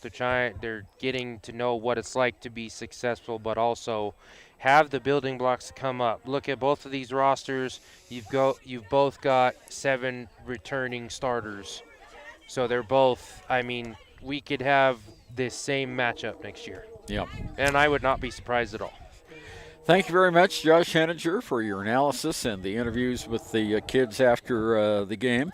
We want to thank Tom's Auto for helping to support this football game this afternoon. The state semifinal in Class 1A 9-man won by the home team, the Wranglers, today. It's a bitter pill to swallow for the Cougars, but they did taste victory in the playoffs this year, which is the first time that's happened in quite some time in the Pavilion. And the Shoshoni Wranglers will be going on to the state championship, and I'm sure they'll get the support of the Cougars as they go down the road. These kids know each other. They work together, and in the off times they play together. So this is a great Fremont County celebration. Yeah, looks like the girls swim team won state. Lander? Yep. Oh, well, congratulations to the Lady Tigers. They were playing for the girls state swimming meet today up in Gillette. Well, that's just going to be about it. Next week, Cody Beers will join me for the championship action down in Cody. Josh, thank you very much for all you've done this year. It's been a great team, and look forward to doing it here for basketball. Yep. Enjoy the holidays, and I'll enjoy the regular weekends there for a bit, and get geared up for basketball here at the start of 2022. All right, very good. This is Ernie Over speaking on behalf of Josh Henninger and our sports club, and thanks again to Tom's Auto for their support here in Shoshoni. Our final score again, Shoshoni 27, Wind River 0. The Wranglers will be in state, and we'll be there with them next Saturday at War Memorial Stadium in Laramie.